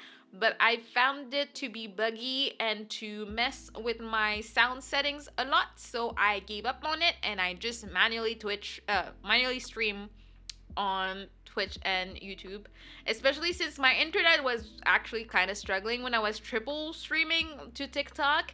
It was fun. I had like some cool people show up, but honestly my internet could not even.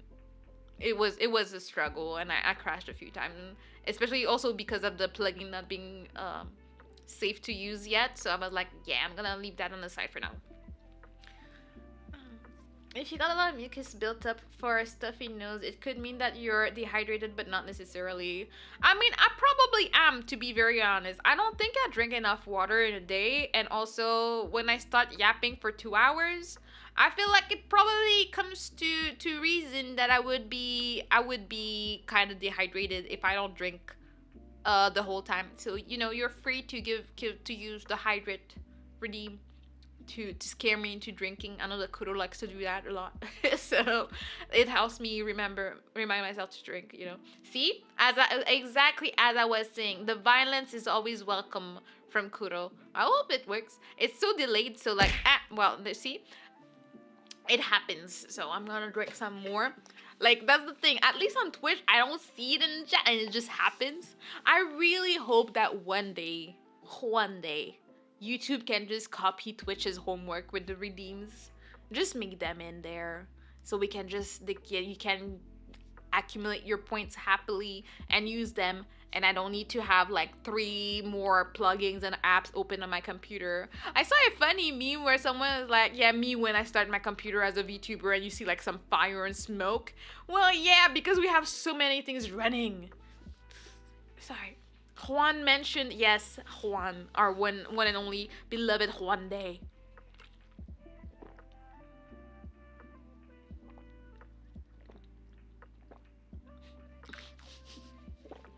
I love that I have different horses depending on which chat I'm looking at. So I have the one in the screen that is like, you know, a very like beige, yellowish color with dark brown hair. And the one in the stream element chat is like super dark brown and black hair. I'm like, why are the horses so different? Like, what are we doing?